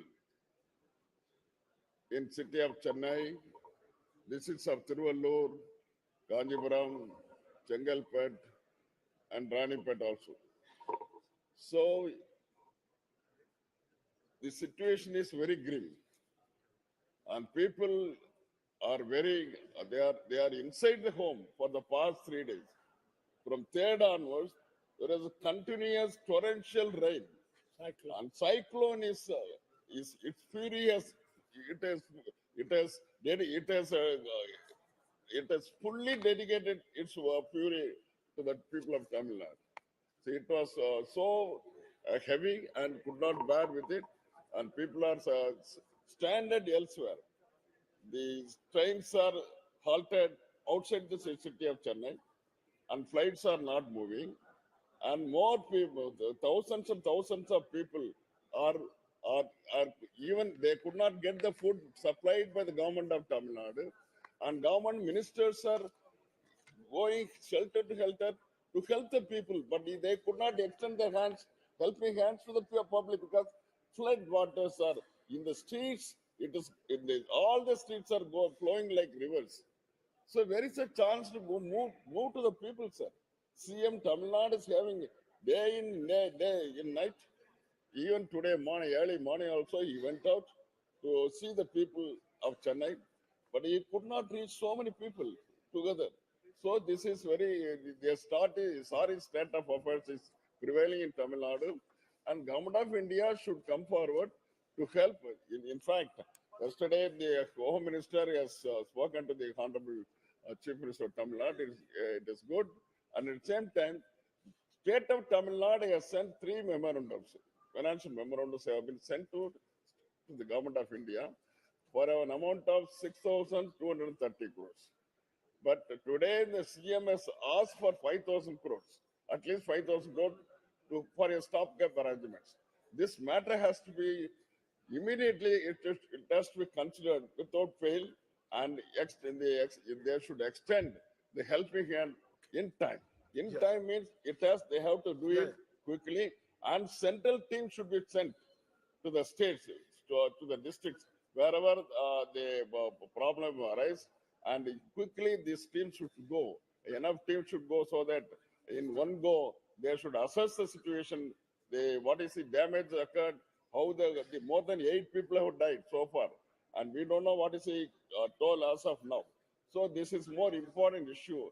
Even yesterday, when I have discussed the matter in the BSc, both Parliamentary Affairs Minister and other ministers, they have agreed that it should be given topmost priority. But what is happening, sir? The fag end of the 0 hour, you are allowing me to speak. This is not good, sir. So actually, I thought that this should have a priority over the issues. I don't think that the other issues are not, they are also good issues. But at the same time, priority should be given to the human nature. That is what I am telling, sir. So kindly see that Government of India should come forward. The Home Minister should specifically take care to see that the amount is dispatched quickly, and also along with the men and machineries, so that to help the state of Tamil Nadu quickly, sir. Thank you, sir. You all are supporting Balaji's argument, sir. It's a valid and legitimate argument, sir.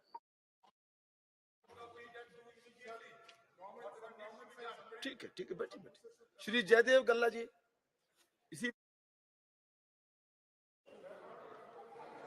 Thank you, sir. ठीक है आप नाम भेजिए ना please नाम भेज दीजिए, अभी तो बैठिए, अभी तो उनको बोलने दीजिए, please. Same subject. Same subject. आप बैठिए, बालू साहब बैठिए, please. Same subject. Same subject. हाँ, About उनसे Andhra बोलिए also, तो we also बैठिए have तो problem. No cyclone. बैठिए तो सही। आपका विषय let him निश्चित respond रूप after से me. सब सहमत हैं और मुझे पूरा विश्वास है कि सरकार पहले से भी संज्ञान ले रही है और भी अधिक सक्रिय होकर के संज्ञान लेगी। जी Sir. Thank you, sir. As the honorable member, Mr. T.R. Balu has mentioned about the cyclone, we also have the same problem in lower coastal Andhra Pradesh. There has been very heavy rain over the last 2 days due to the cyclone over the west central Bay of Bengal of southern AP, sir. The Indian Meteorological Department announced landfall of Mishong today, somewhere between Bapatla and Machilipatnam in lower coastal Andhra Pradesh. Heavy rains have devastated the standing crop in tens of thousands of hectares in coastal and other districts of Andhra Pradesh. This cyclone has brought tears to the farmers as the crop which is ready for harvest is lost before their very eyes, sir. The state government is still in the process of identifying and assessing the damage, and it may take some time to come to the conclusion about the damage to crop, life, and property. Due to the heavy rains, roads have been damaged, supply of electricity is disturbed, people are not able to fetch essentials apart from other problems being faced by them. In view of the above, I appeal the Honorable Prime Minister, Shri Modi ji, for immediately sending the central team once the rain recedes for assessing the damage caused to the standing crop, roads, buildings, electricity supply, and other infrastructure facilities, and submitting its report to the government for release of central assistance. Pending the report of the central team, I request the Honorable Prime Minister and the Honorable Home Minister to release 5,000 crores to Andhra Pradesh as an interim relief immediately to deal with the relief and rehabilitation work due to Cyclone Mishong. Thank you very much, sir. Shri Mohan भाई कुंडारिया जी। जी मोहन भाई। आपका माध्यम से विदेश मंत्री का ध्यान आकर्षित करना चाहता हूं कि सौराष्ट्र क्षेत्र के विद्यार्थियों और उद्योगों को लिए वीजा फैसिलिटी सेंटर अहमदाबाद में होने के कारण 250 से 500 किलोमीटर दूरी जाना पड़ता है। इसलिए राजकोट औद्योगिक सेंटर है, यहाँ एम्स हॉस्पिटल है, इंटरनेशनल एयरपोर्ट भी है, तो इसके लिए वीजा फैसिलिटी सेंटर राजकोट में मिलने के लिए आपका माध्यम से मैं मंत्री का ध्यान आकर्षित करना और विनती भी करता हूं। Thank you. जी श्री एस रामलिंगम जी। மாண்புமிகு No, no, no, மாற்றுத் no, தலைவர் no, no. அவர்களே, Don't use these words, please. Mayiladuthurai Okay. And nothing is புகைவண்டி going on நிலையத்திற்கு record. அருகில் Please. மாப்படுகை பாலம் அமைக்க வேண்டும் என்பது என்னுடைய கோரிக்கை. ரயில்வே நிலையத்திலிருந்து சுமார் 100 மீட்டர் தொலைவில் இருக்கிறது இந்த மாப்படுகை சாலை. ஆம்புலன்ஸ், தீயணைப்பு வண்டிகள் கூட அந்த சாலையில் நேரத்திற்கு சென்று சேர இயலவில்லை. சுமார் அரை மணி நேரம் ஒவ்வொரு புகைவண்டி நிற்கும் போதும் சாலை மூடப்படுகிறது. நூற்றுக்கணக்கான வாகனங்கள் தேங்கி கிடக்கிறது. இந்த மயிலாடுதுறை புகைவண்டி நிலையத்தை புனரமைப்பதற்காக 24 கோடி ரூபாய் ஒதுக்கி இருக்கிறோம் என்று சொன்னார்கள். ஆனால் 6 மாத காலமாக நானும் அமைச்சரை 3 முறை சந்தித்து இந்த கோரிக்கையை வைத்தேன். இன்று வரை எந்த பலனும் ஏற்படவில்லை. என்னுடைய நாடாளுமன்ற தொகுதி வளர்ச்சி நிதியிலிருந்து அந்த சாலையொட்டி உடனடியாக எஸ்கலேட்டர் அமைப்பதற்காக 3.25 கோடி ரூபாய் ஒதுக்கி கொடுத்தும் பணி துவங்கப்படவில்லை. Please stop. Right now the arrangement of translation is not here. आपको मैं बाद में बुलाऊंगा. I will call you later. Now please you sit down.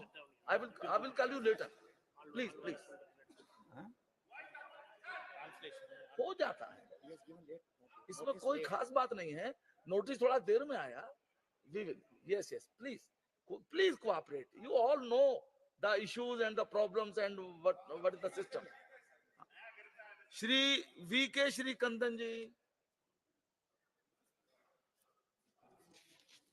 Respected Chairman ji, Bharat Earth Movers Limited is a profit-making company with orders worth more than rupees 10,000 crore won through mostly global tenders. The company had made a profit of rupees 278 crore in 2022-2023, and the government so far got rupees 400 crore in the form of dividends. A unit of BEML at Kanjikot in my parliamentary constituency has already delivered 1,500 heavy military trucks, 300 railway coaches, and 500 metro bogies. The government had to abandon a move of disinvestment in BEML in 2016 due to stiff opposition. The privatization move again is not in the interest of our nation's security. Therefore, I urge upon the government not to privatize BEML and withdraw such a move immediately. Thank you, sir.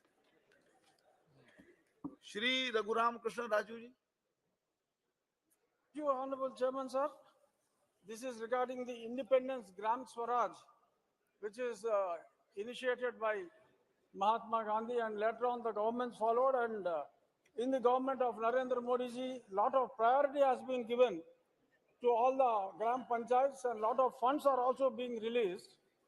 In this case, last year to the government of Andhra Pradesh, 569 crores got released to the Gram Panchayats, but not even a single penny has come to the accounts of the Gram Panchayats, which was given under 15th Finance Commission. And in the 14th Finance Commission, starting from 2019 to 2023, around 8,629 crores got released, but nothing has been credited to the accounts. We all have met the Sarpanchas Association of Andhra Pradesh, where all party members are there, predominantly dominated by my present party. We all have met Honorable Minister Giriraj Singh ji and given a representation. He is kind enough to give a note to the state government to give back the money within 10 days. But in the last 3 months also, nothing has happened.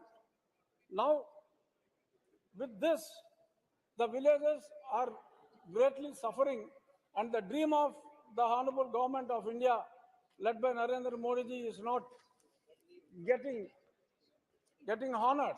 So I once again request Honorable Minister Giriraj Singh ji, who was here till now, I had already briefed him this morning also, through the Honorable Chairman, sir, to take it up immediately on priority. And one more minute, sir, just one more minute, I'll finish.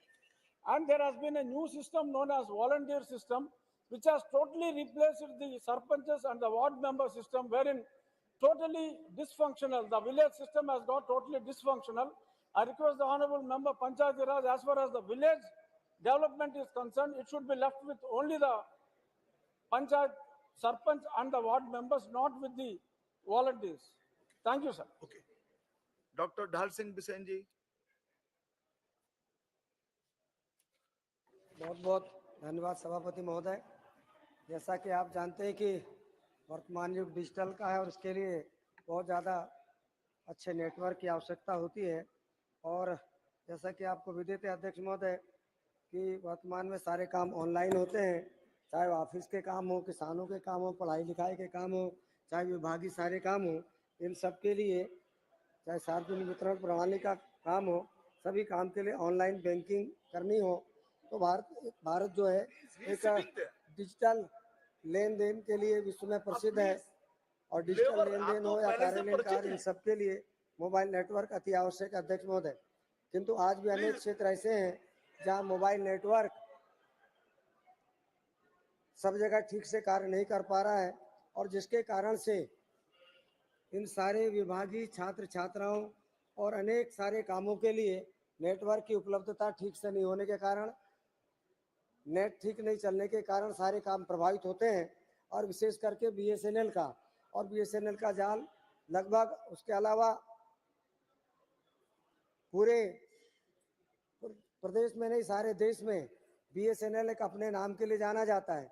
पर सभापति महोदय, अभी भी मेरे लोकसभा क्षेत्र में 2G सेवाओं से आगे BSNL नहीं बढ़ पाया है, जबकि अन्य जो प्रतिस्पर्धी संस्थाएं हैं वो 3G, 4G और 5G तक चली गई हैं, और जिसके कारण से स्पीड में नेटवर्क नहीं मिलने के कारण से सारे लोग परेशान हैं, छात्र छात्राएं परेशान हैं, जो गांव में काम करने वाले पढ़ने वाले छात्र हैं वो परेशान हैं।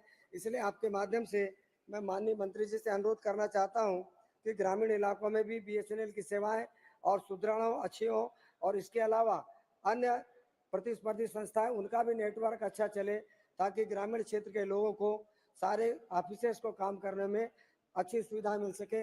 आपने समय दिया सभापति महोदय, बहुत बहुत धन्यवाद। श्रीमती अनुराधा चिंता जी। Thank you, Chairman, sir. Sir, people living near oil and gas drilling sites in Andhra Pradesh, East Godavari districts face the risk of being exposed to oil or natural gas leakages from the plants located in the vicinity, especially in the Dr. B.R. Ambedkar Cooperative district, which has been witness to such incidents in the past. According to reports, GAIL operates pipelines extending to a length of 430 kilometers. ONGC operates 120 kilometers of pipelines, and Reliance operates a 36-kilometer pipeline in the Konaseema region. Though the officials of said companies have been asked to replace old pipelines in the region to ensure the safety and safety of the local communities and prevent mishaps and prevent frequent gas leakages from the existing pipelines, there is an immediate need to establish a crisis management facility in the district, considering the operations of numerous oil and natural gas producing companies in the said region to effectively handle emergencies of crisis. I would therefore request to the government to take immediate steps to include a comprehensive risk assessment for the oil and natural gas operations in Konaseema district and ensure the establishment of a crisis management facility at the earliest. Thank you. Dr. Sanjeev Kumar Shangri ji. Thank you, Honorable Chairperson, for giving me this opportunity to speak on railway issues of Kurnool Parliamentary constituency. Sir, Kurnool Parliamentary constituency, which I represent, deserves additional railway facilities in view of its overall backwardness. Andhra Pradesh has 3 regions with diverse culture and dialect. Rayalaseema region is one of them, and Kurnool is the gateway of Rayalaseema. Kurnool, the erstwhile capital of Andhra State, is a backward district in all respects. Demographic indicators stand testimony to this fact.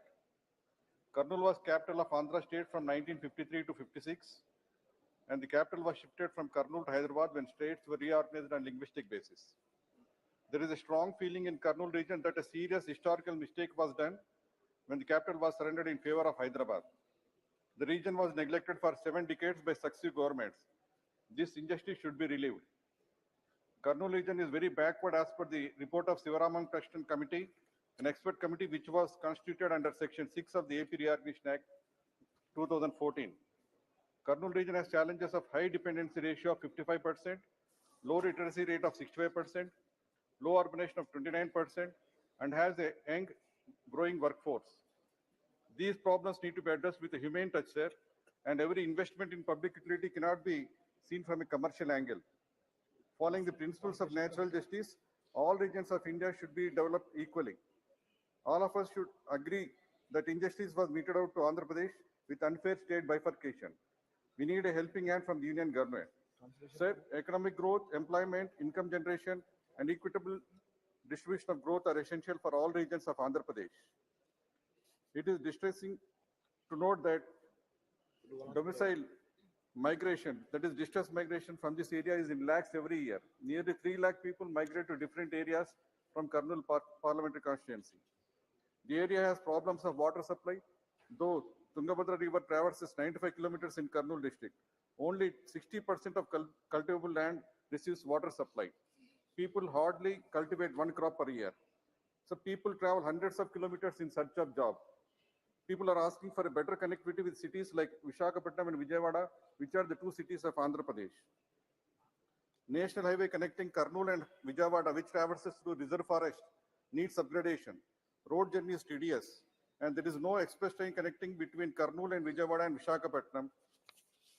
So at least a good railway connectivity is needed for this region. We are not asking for a new railway track. We are just asking for a train service on the existing railway tracks.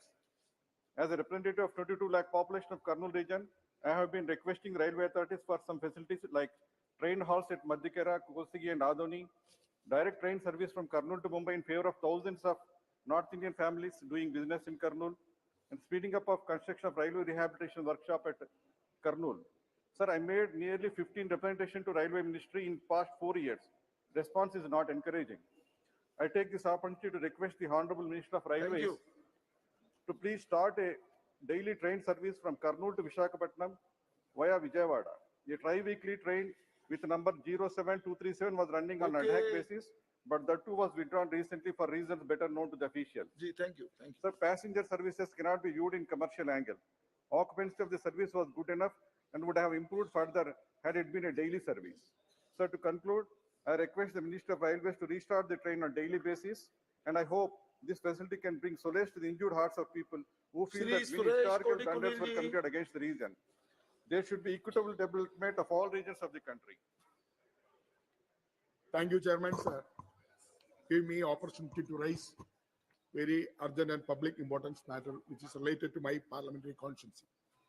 Sir, the fight and agony of cashew workers who are workers in Kollam and Alappuzha in Kerala who are striking for want of renewed wages and decent benefits from their occasion is a grim and unfortunate picture of the crisis engulfing the cashew sector in Kerala, which is livelihood of more than 3.5 lakh workers, a majority of them being women from backward communities. The minimum wages of cashew workers are not revised even after 10 years since then Umanjandi government, which was the last government to have increased the wages of cashew workers. The present state government under Chief Minister Privatization Vijayan has ignored the plight of cashew workers and their wages is not revised. The present wages are even lower than wages of MGNREGA workers.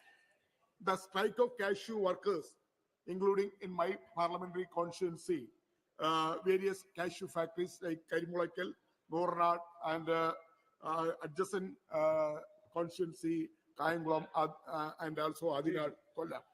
So all factories come under Cashew Development Corporation.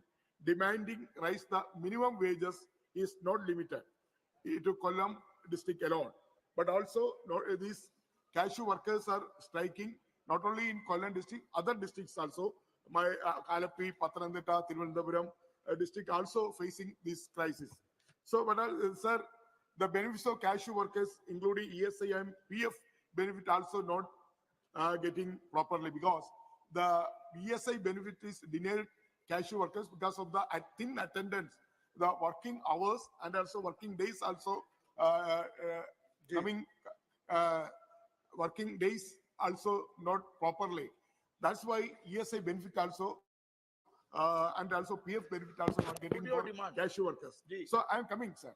Sir, the women cashew workers earn 500 rupees per day. Now workers are getting 35 for shelling 1 kg of raw cashew and 45 for peeling the kernel. The merged sum they get on in a while does not even cover their food expense or medical emergencies.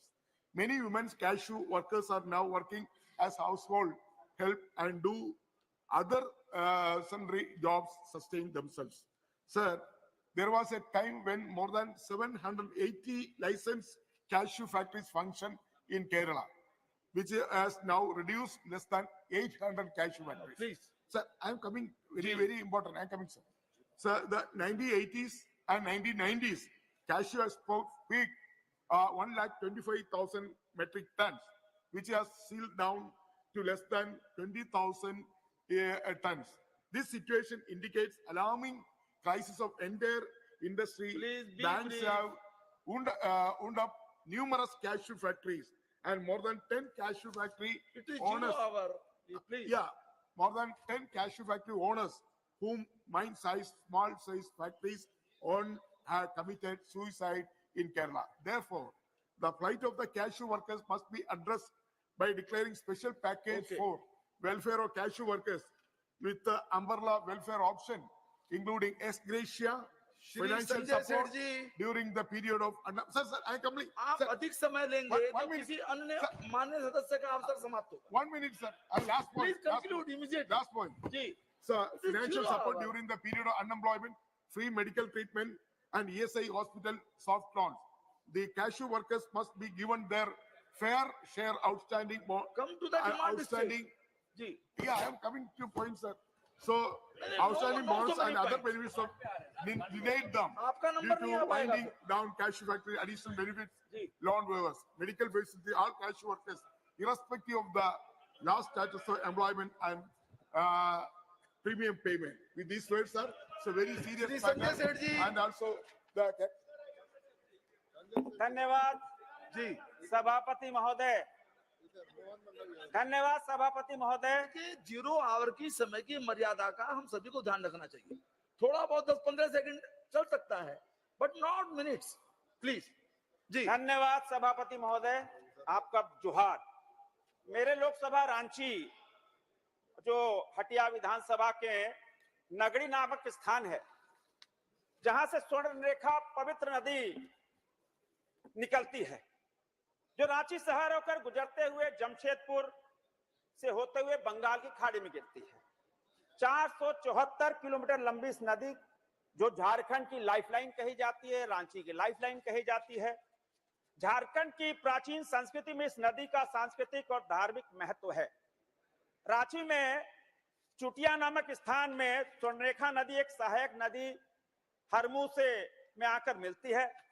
इस संगम पर करीब 500 वर्ष पुराने नागवंशी कालीन 21 शिवलिंग नदी के चट्टानों में उत्कीर्ण है। कभी नागवंशी राजाओं की राजधानी चुटिया होती थी और वह सांस्कृतिक अवशेष जीवंत धनाढ्य संस्कृति की कहानी कहता था। किंतु अफसोस यह है कि झारखंड की जेएमएम एंड कांग्रेस की सरकार की अनदेखी के कारण, उदासीनता के कारण, गैर योजना से तेजी से बढ़ते शहरीकरण के कारण यह नदी एक हरमू में मिलती है, वो नदी क्या नाले में तब्दील हो चुकी है। नदियों के किनारे अतिक्रमण, शहर का सीवरेज जो सिस्टम, उसका पानी और स्वर्णरेखा नदी में गिरता है। दिल्ली की यमुना नदी से भी स्थिति उस स्वर्णरेखा नदी की खराब हो गई है। इन दोनों नदियों के संगम तल के स्थल पर स्वर्णरेखा बिल्कुल काली पड़ती हुई जा रही है। आज से लगभग 10-15 साल पहले पूर्व से हजारों की संख्या में छठ व्रती वहां अर्घ देने जाते थे। महोदय सभापति महोदय, बहुत अहम विषय है मेरे राज्य सारे के विषय लिए। अहम होते हैं। मैं भी वहां सावन के महीनों कांवर लेके उस स्वर्णरेखा के नदी के तट से पानी लेकर पहाड़ी मंदिर पर बाबा का अभिषेक करने जाते थे। वहां अनेक तरह के मेले, आप कृपा करके नरेंद्र नारायण भोजन क्या करके आप चाहते हैं ये दूर-दूर लोग आते बताइए। थे। हर एक घर से एक मुट्ठी चावल और दाल लेकर प्रसाद बनाया जाता था। लेकिन नदी के प्रदूषण होने कारण लोगों ने इस नदी से खुद को दूर कर लिया। अब छठ और कार्तिक पूर्णिमा दोनों में श्रद्धालुओं की संख्या कम हो गई।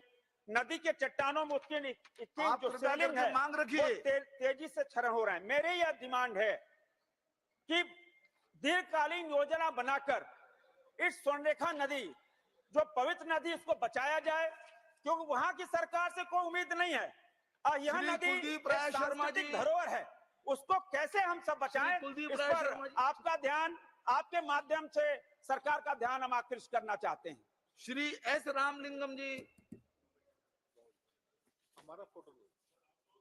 மாண்புமிகு மாற்றுத் தலைவர் அவர்களே, மயிலாடுதுறை புகைவண்டி நிலையத்தில் சுமார் 100 மீட்டர் தொலைவில் மாப்படுகை நெடுஞ்சாலை அமைந்துள்ளது. இதில் மேம்பாலம் இல்லாத காரணத்தினால் அவசர காலத்தில் ஆம்புலன்ஸ், தீயணைப்பு வாகனங்கள் கூட செல்ல முடியாத நிலை. எனவே இந்த லெவல் கிராசிங் நம்பர் 229 இதில் உடனடியாக மேம்பாலம் கட்டப்பட வேண்டும். கடந்த 24/11/23 அன்று பொதுமக்கள் மிகப்பெரிய அளவில் கூடி சாலை மறியல் செய்தார்கள். அப்போது மாவட்ட ஆட்சியர் தலையிட்டு விரைவில் இதற்கான பரிந்துரையை நான் அனுப்புகிறேன் என்று சொல்லியிருந்தார். இருந்தும் கூட இதுவரை எந்த பணியும் துவங்கப்படவில்லை.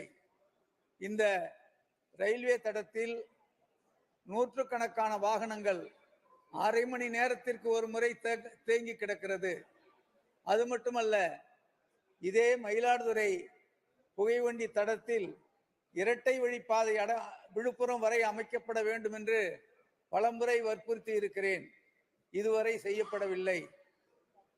மயிலாடுதுறை புகைவண்டி நிலையத்தில் எஸ்கலேட்டர் அமைப்பதற்காக முதல் பிளாட்பாரத்தில் இருந்து 3வது பிளாட்பாரம் செல்ல முடியாத நிலையில் என்னுடைய தொகுதி மேம்பாட்டு நிதியிலிருந்து 3.25 கோடி ரூபாய் ஒதுக்கீடு செய்தோம். புகைவண்டி துறையில் இதுவரை அதற்கான பணிகள் துவங்கப்படவில்லை. மேலும் 24 கோடி ரூபாயில் புனரமைக்கிறோம் என்று சொல்லிக் கொண்டே இருக்கிறார்கள். 2 வருட காலமாகிறது. எந்த பணியும் இதுவரை துவங்கப்படவில்லை. நான் இப்போது கேட்டுக்கொள்வதெல்லாம் மிக மிக அவசரமான ஒன்று. இந்த மேம்பாலம் லெவல் கிராசிங் 229 இந்த மேம்பாலம் அமைந்தால்தான் அந்த பகுதியில் பல்வேறு சுற்றுலா தலங்களை இணைப்பதற்கான வழிவகை ஏற்படும். எனவே உடனடியாக இந்த மேம்பாலத்தை அமைத்து தர வேண்டும் என்று கேட்டுக்கொள்கிறேன். நன்றி, வணக்கம். श्री अधीर रंजन जी. Sir, I would like to flag the attention of this government that it is alarming to note that there is no respite of ethnic conflict and violence in the state of Manipur. Sir, it is paradoxical to note that on the one hand, both the central government and state governments are glibly claiming the peace and normalcy being restored in the state of Manipur. But on the other hand, the grave situation itself which is prevailing over there is an eloquent testimony of the abysmal failure of the state government of West Bengal, state government of Manipur. So the issue has come to such a pass that even day before yesterday, 13 deaths have been reported in the newspaper. But the issue is that the government has been found totally impervious to the intensity of the violence, to the sensitivity of the northeastern state, as if nothing is happening over there. So the government of Manipur has been totally failed to maintain the law and order situation in Manipur, and the situation has been right to discharge. एक minute में अपनी बात कहिए. The situation has been right. Sir, situation has been right to impose presidential rule. सभापति महोदय, मैं आपके माध्यम से आज भारत सरकार के एक अत्यंत महत्वाकांक्षी परियोजना हर घर जल योजना के संबंध में सरकार का ध्यान आकृष्ट कराना चाहता हूं। मानवर एक ड्रीम प्रोजेक्ट है जिसके आस में गांव के अंतिम छोर पर बैठा व्यक्ति टकटकी लगाए देख रहा है, लेकिन मेरे लोकसभा क्षेत्र प्रतापगढ़ में हर घर जल योजना के कार्य करने वाली एजेंसियां मनमाने तरीके से गुणवत्ता विपरीत कार्य करके धन का अपव्यय कर रही हैं। इस तरह के समय से परियोजना पूरे न होने से संशय प्रतीत होता है। वहीं दूसरी ओर प्रधानमंत्री सड़क निर्माण योजना से लेकर राष्ट्रीय राजमार्ग तथा गांव ग्रामीण की सड़कों के किनारे लेने वाली एजेंसियों ने सबलेट कर स्थानीय लोगों को काम दे दिया गया है। उन्होंने स्वयं भी सबलेट कर दूसरे लोगों को काम देकर गांवों की गुणवत्ता को दरकिनार करते हुए बनी हुई सड़कों के किनारे गांव की इंटरलॉकिंग। शुक्रिया स्पीकर साहब, तुसी बहुत ही महत्वपूर्ण विषय उठाउण दा मौका दिता। ਅੰਮ੍ਰਿਤਸਰ ਪਾਰਲੀਮੈਂਟ ਮੇਰਾ ਖੇਤਰ ਹੈ, ਉਹਦੇ ਤੋਂ ਜਿਹੜੀਆਂ ਟ੍ਰੇਨ ਚੱਲਦੀਆਂ ਨੇ ਰੇਲ ਵਿਭਾਗ ਦੇ ਆਰਡਰ ਦੇ ਨਾਲ ਅੰਮ੍ਰਿਤਸਰ ਤੋਂ बनामुखी अमृतसर तो लाल कुआं जयनगर अजमेर के टाटा नगर माध्यम से माननीय जल शक्ति मंत्री को ध्यान आकर्षित करता हूं कि जो सड़कें गांव के ग्रामीण क्षेत्रों में टूट गई हैं, ऐसी कार्यदायी संस्थाओं पर कानूनी कार्रवाई की जाए। 1 मिनट प्लीज, 1 मिनट, अगले वक्ता का नाम मैं बोल दूंगा सर जी। शुक्रिया स्पीकर साहब रेल विभाग वालों अमृतसर तो चलने वाली ट्रेन जड़ियां ने वो अमृतसर तो बनामुखी लाल कुआं जयनगर अजमेर टाटा नगर नंगल डेरा बाबा नानक पठानकोट ते चंडीगढ़ बंद कर दित्तियां गईयां ने। धुंध का बहाना लाया 1 दिसंबर तो लैके 29 जनवरी तक 2 महीने ट्रेन बंद ने। धुंध सिर्फ 15 दिन पैंदी है। पठानकोट डेरा बाबा नानक पट्टी ते ਜਿਹੜੀ खासकर चंडीगढ़ ਨੂੰ ਚੱਲਣ ਵਾਲੀ ट्रेन हजारां लोग ਜਿਹੜੇ ਨੇ चंडीगढ़ राजधानी हाई कोर्ट है, हजारां लोग उत्ते सफर करते हैं। 2 महीने लोग किवें जाणगे? किसान अपनी फसल लैके अमृतसर दे विच किवें आएगा? मजदूर जिहड़ा है वो अपनी मजदूरी वास्ते अमृतसर तक किवें पहुंच करेगा ते मजदूरी करन तो बाद घर किवें पहुंचेगा? वीरेंद्र जी